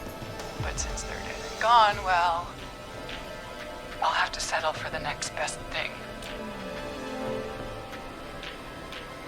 Don't. Marie, listen to me. You don't have to do this. Someone has to pay for what they did. Marie, please. Mom and Dad are gone, Peggy. Besides, you forgot me. Just like the rest. You forgot. Is there any way I can prove Peggy didn't forget Marie?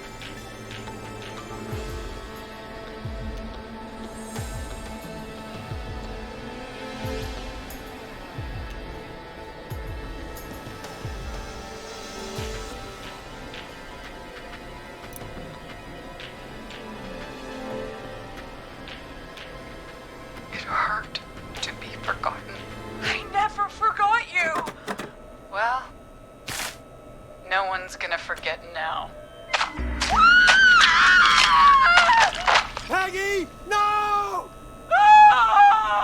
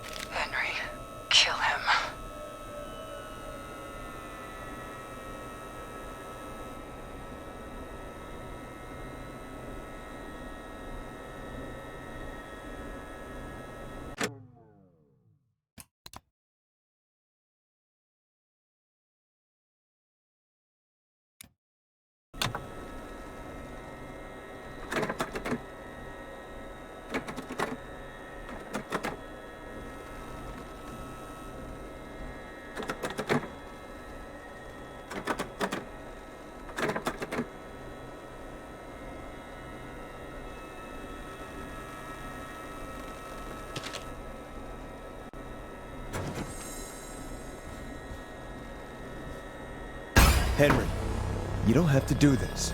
There's still time to make the right decision. Henderson police! Freeze! No! Henry! Get out of there! Henderson police! Freeze! Forrest. Leslie, how's Peggy? She. Oh my god. Peggy, where's Marie? Gone. Bolted right as we got here. The police are right on her heels. It won't be long now. It's over, Forrest.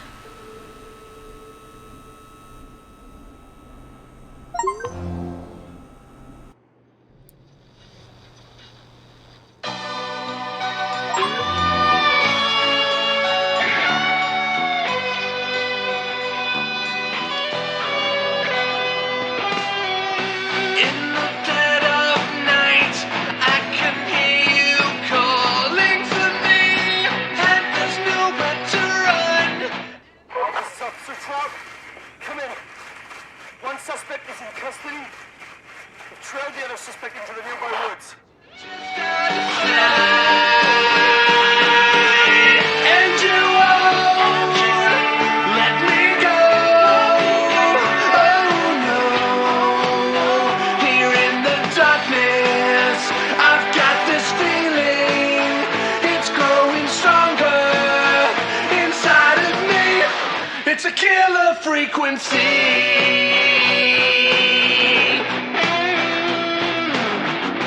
I can feel my heartbeat, and it's bursting out of my chest. But the radio's on, and it's playing the song we love best. I can feel up the fight, but you choose out of sight, and you won't let me go. Oh no. Here in the darkness, I've got this feeling. It's growing stronger inside of me. It's a killer frequency. Oh, it's a killer frequency.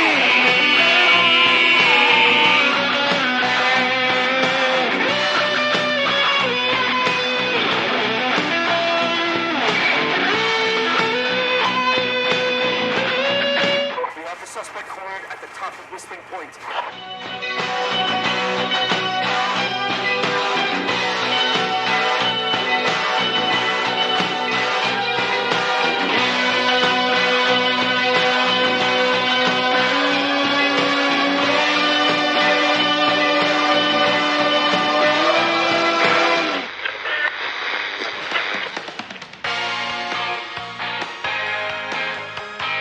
Stop! Put your hands in the air! Get down on the ground!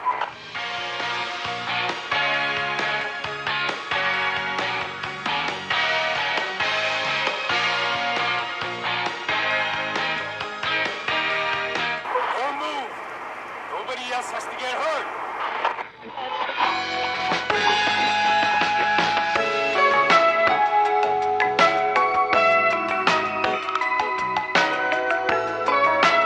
No, stop! Suspect has jumped!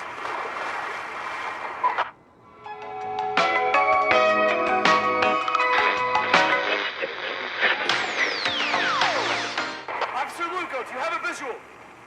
Negative. No sign of the suspect anywhere.